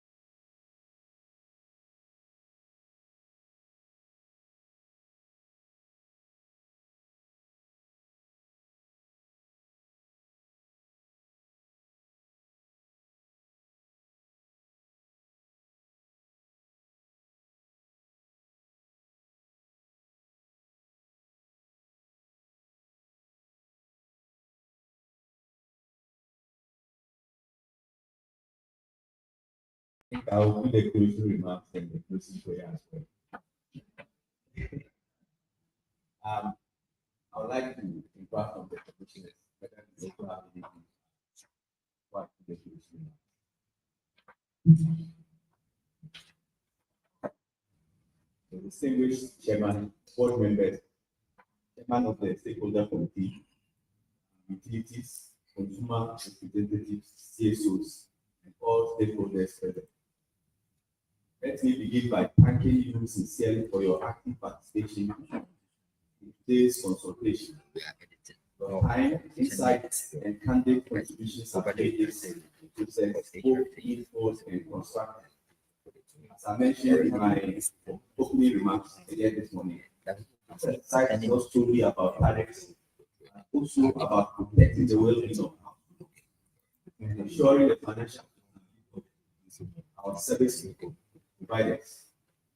After listening to the presentations, questions, and insightful contributions, I'm encouraged that we are moving in the right direction together.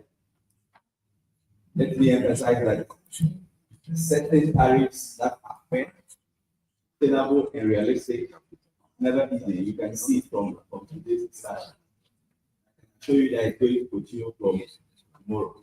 And those from the utilities can remember the investment hearing as well. And going forward, we are going to go around the whole country to propagate the same message.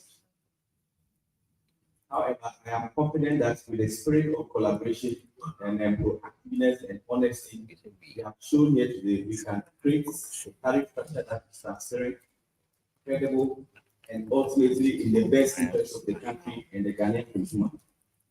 On behalf of the Commission, I would like to thank the utilities for their detailed presentations, the CSOs present today for ensuring that transparency remains fundamental to our work. Let me sustain the energy of today's discussions as we continue with. Let us sustain the energy of today's discussions as we continue with our review process, the final multi-year tariff order for 2025-2030. Thank you once again for your invaluable contributions, and I wish you a safe journey back home. Now for the closing prayer. Okay, let's be in a prayer. Yeah, we thank you for this program. Thank you for the lives of all the CSOs that made it here. We also thank you for the lives of the utilities that came to these presentations. The commissioners, we thank you for their lives. We thank you for giving them the energy and wisdom to sustain us through all this process of the multi-year tariff review. Thank you for the leadership of Ghana, and also thank you for the future direction and growth of the country. Thank you for sustaining life and keeping life stable. Also want to pray that you encourage or you enhance the financial capacity of the power. That this multi-year tariff review will continue tomorrow. We pray and seek for your guidance and strength for the success of the program. We hope and pray that the program will be successful at the end. This life, man, Rahim, Alhamdulillah, Rabbil Alameen. Man, Rahim, Malik, Yawidi. Ya Kanabu, Ya Nasta'in, Ibn Ashraq, and Mustaqim. Ya Allah, we also want to pray that you take us back home successfully and bring us back here tomorrow successfully. Amen. Amen.